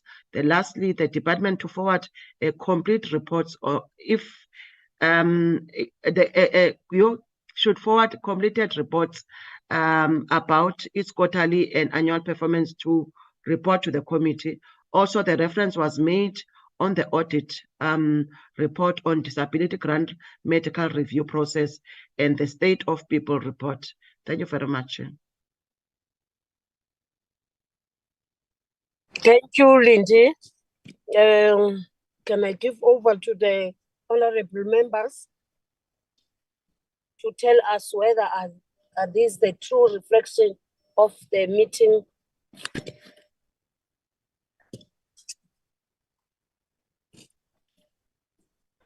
Honorable members. Chairperson, I would like to adopt the minutes.